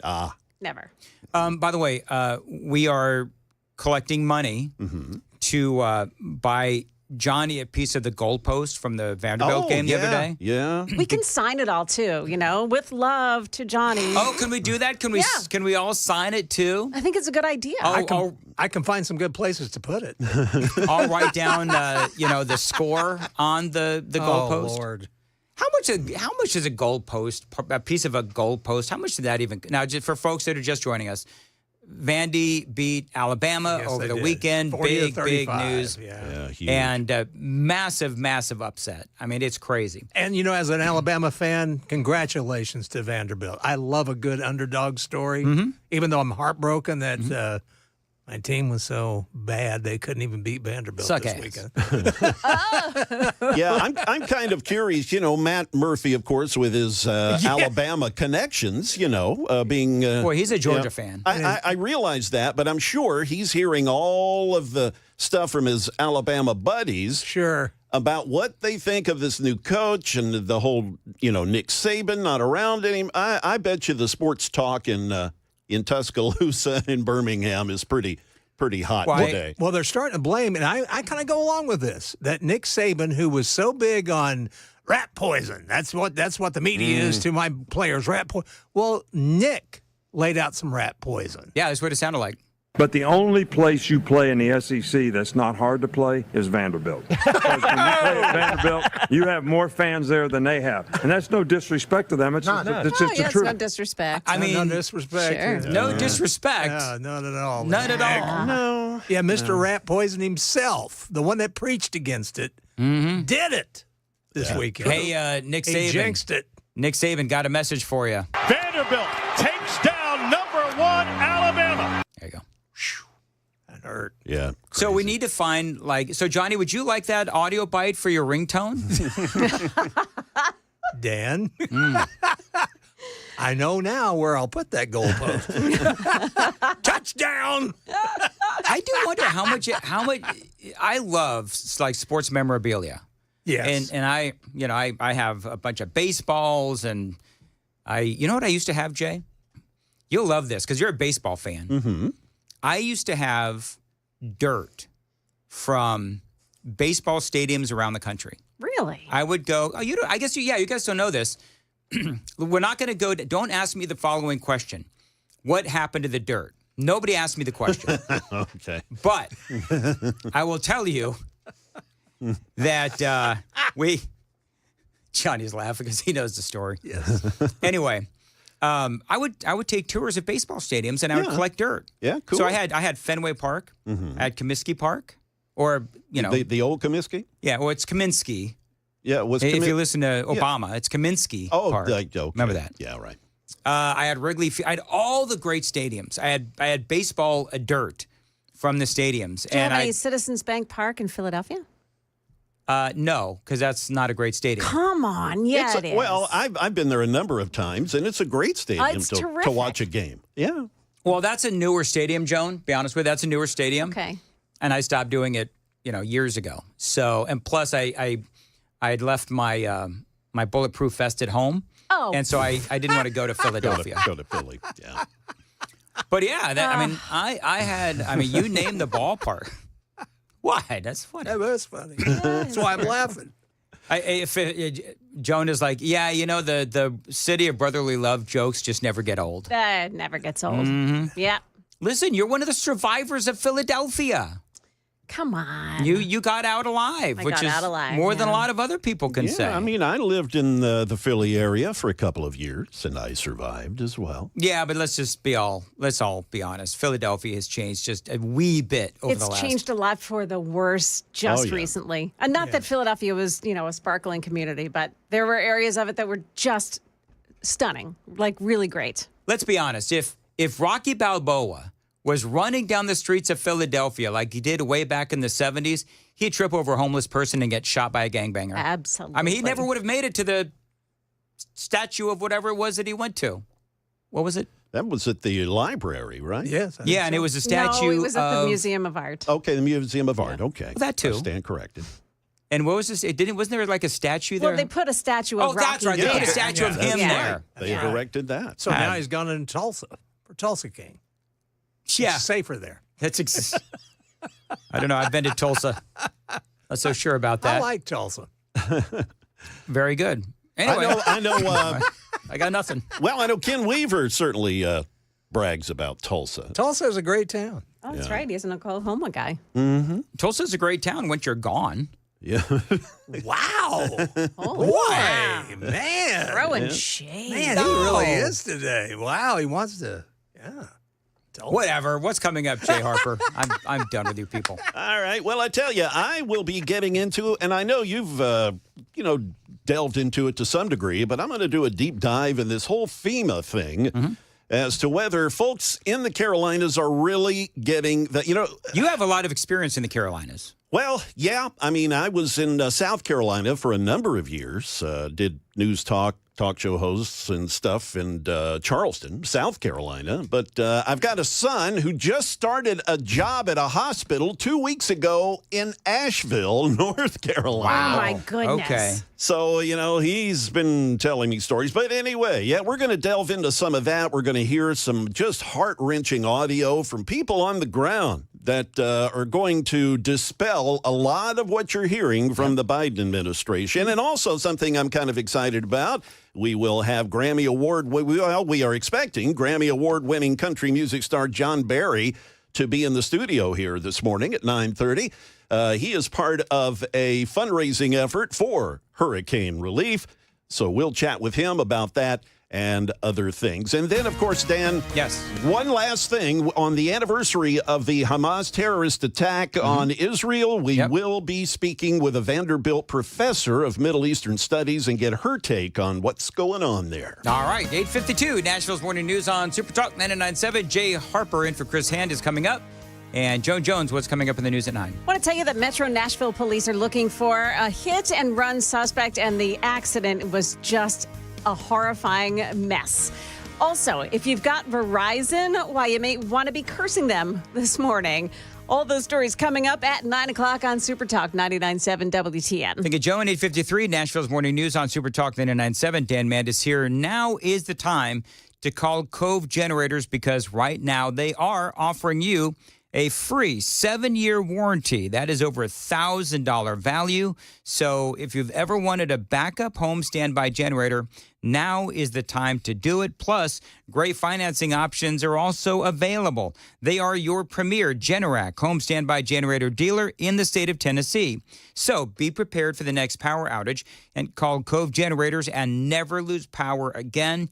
Here's that phone number, 931-559-3311, 931-559-3311. Tell them Dan Mandis told you to reach out and get that free 7-year warranty. Of course, you've seen in the news last couple of weeks, millions of people without power. Cove Generators can help you with a backup home standby generator. If you ever find yourself in that position where the power goes off, Cove Generator will help it kick right back on. My buddy Generator Dave and their entire team there at Cove Generators, they will answer all your questions as well. 931-559-3311, 931-559-3311, covegenerators.com.